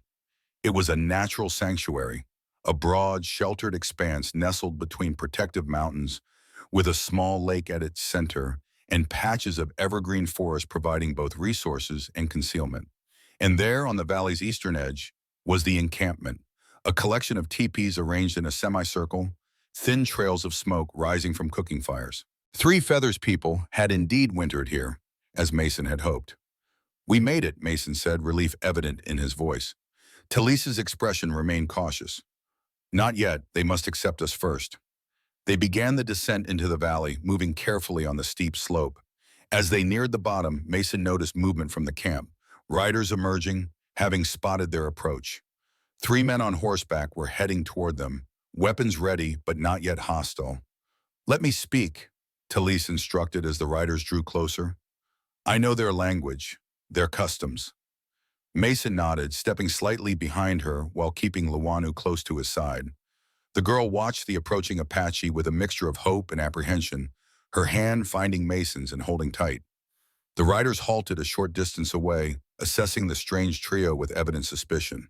The leader, a man of perhaps 50 years with a deeply lined face and a single feather in his hair, spoke sharply in Apache, his question clearly directed at Talise.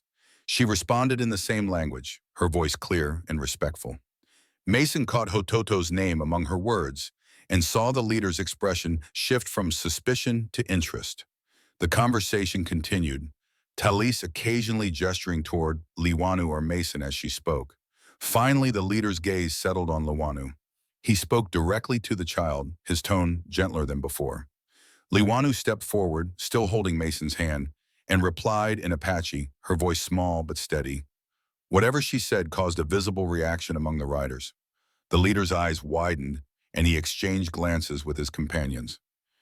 He spoke again, more urgently this time, looking between Liwanu and the distant ridge they had crossed. What's happening? Mason asked quietly. Talise turned to him, her expression a complex mixture of relief and new concern. They will take us in. 3 Feathers remembers Hototo as friend and ally. She hesitated. But there is problem.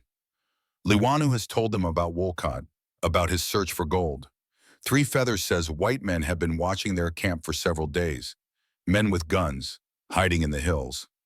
Mason felt a chill that had nothing to do with the cold. Wolcott's men? Perhaps, or others working with him. Talisa's voice lowered further. 3 Feathers believes they wait for something. Perhaps for us. The implications were clear and disturbing. Wolcott had anticipated their destination, had men in position before they even arrived. The trap was already set. The leader, presumably 3 Feathers himself, made a decision, gesturing for them to follow as he and his companions turned back toward the camp. Mason, Talise, and Liwanu walked beside the horses, entering the Apache encampment under the curious and sometimes hostile gazes of its inhabitants. They were led to a large teepee at the center of the camp, where 3 Feathers dismounted and invited them inside.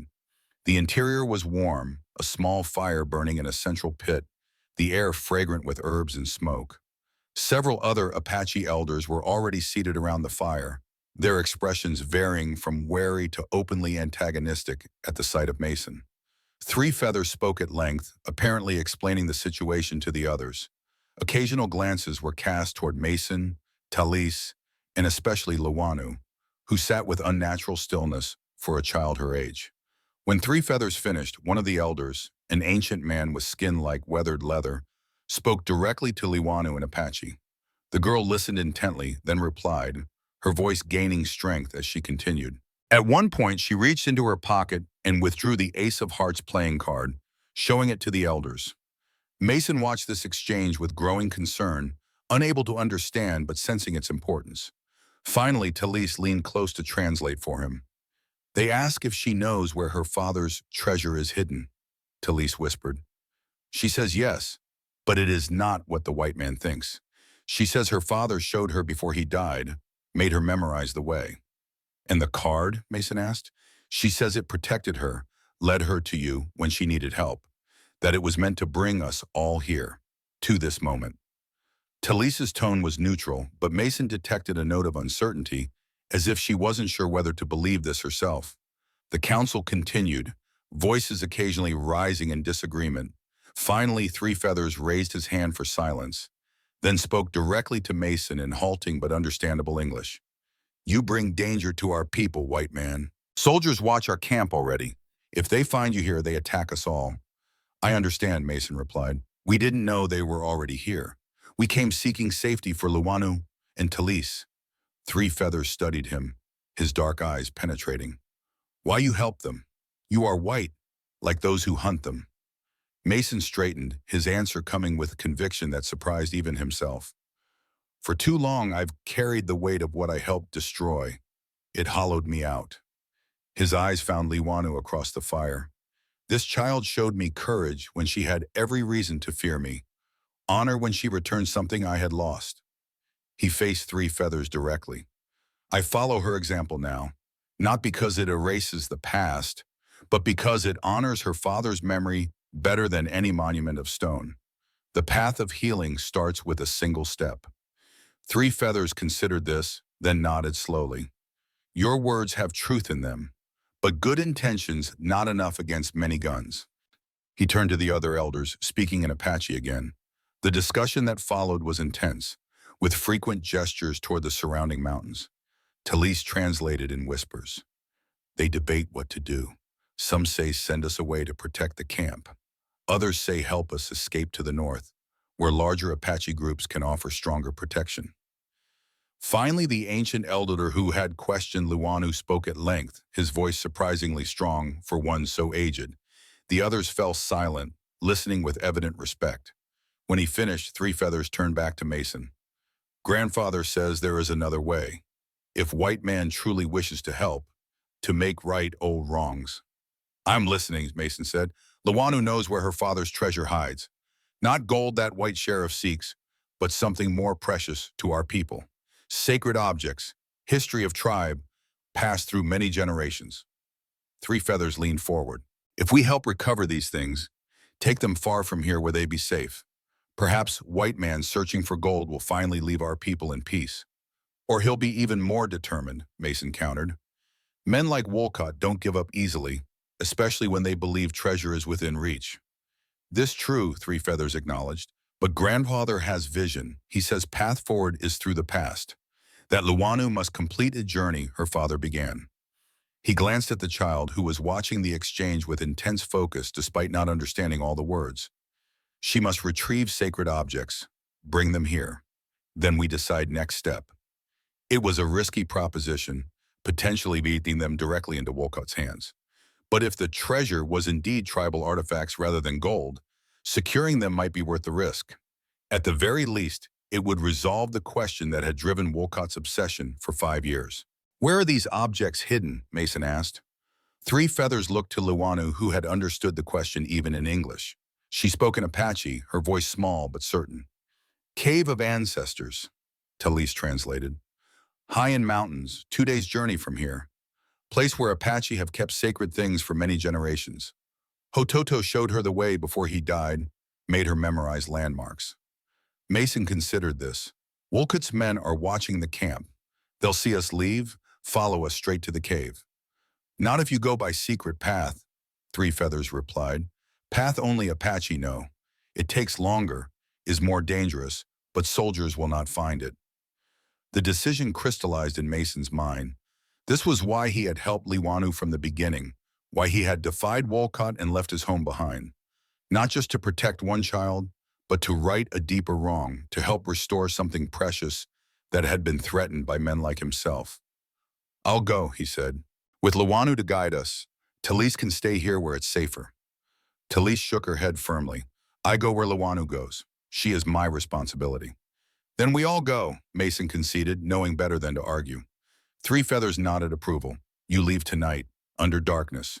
We provide supplies, guide to show, first part of path.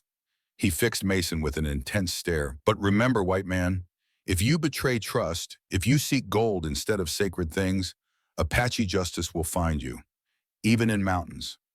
I understand, Mason replied, meeting his gaze steadily. I'm not here for gold. As the council dispersed, Mason, Talise, and Liwanu were given a smaller teepee to rest in before their journey. Food was brought, simple but nourishing, along with fresh water and additional clothing suitable for mountain travel. Liwanu ate hungrily, some of her usual energy returning now that they had reached relative safety. She spoke animatedly to Talise and Apache, occasionally glancing at Mason as if he were part of the conversation despite the language barrier. What is she saying? Mason asked during a lull. Talise's expression softened slightly. She says you are like the warrior in stories her father told. One who loses way, then finds it again by helping others. She hesitated. She has simple view of things. Children often do, Mason replied, sometimes clearer than adults. As they prepared for sleep, knowing they would need to conserve energy for the journey ahead, Mason found himself reflecting on the path that had brought him here. From deserter to recluse to reluctant protector, each step had seemed disconnected from the others. Yet now, looking back, he could see a pattern emerging, a journey of his own, parallel to Lawanu's, but no less important. Sarah's words from his dream echoed in his mind. Find your way back to yourself, Mason, the man I loved. Perhaps this final journey, helping Lawanu recover her people's sacred heritage, was the last step on that path. Not redemption exactly. Some wrongs could never be fully righted, but a way forward that honored the past without being imprisoned by it. As darkness fell over the Apache camp, Mason watched Liwanu and Talisa sleeping peacefully nearby. Whatever dangers lay ahead, whatever Wolcott had planned for them, he knew with certainty that he had made the right choice that day in the cave when he had decided to help a lost child. Some paths once taken could never be abandoned.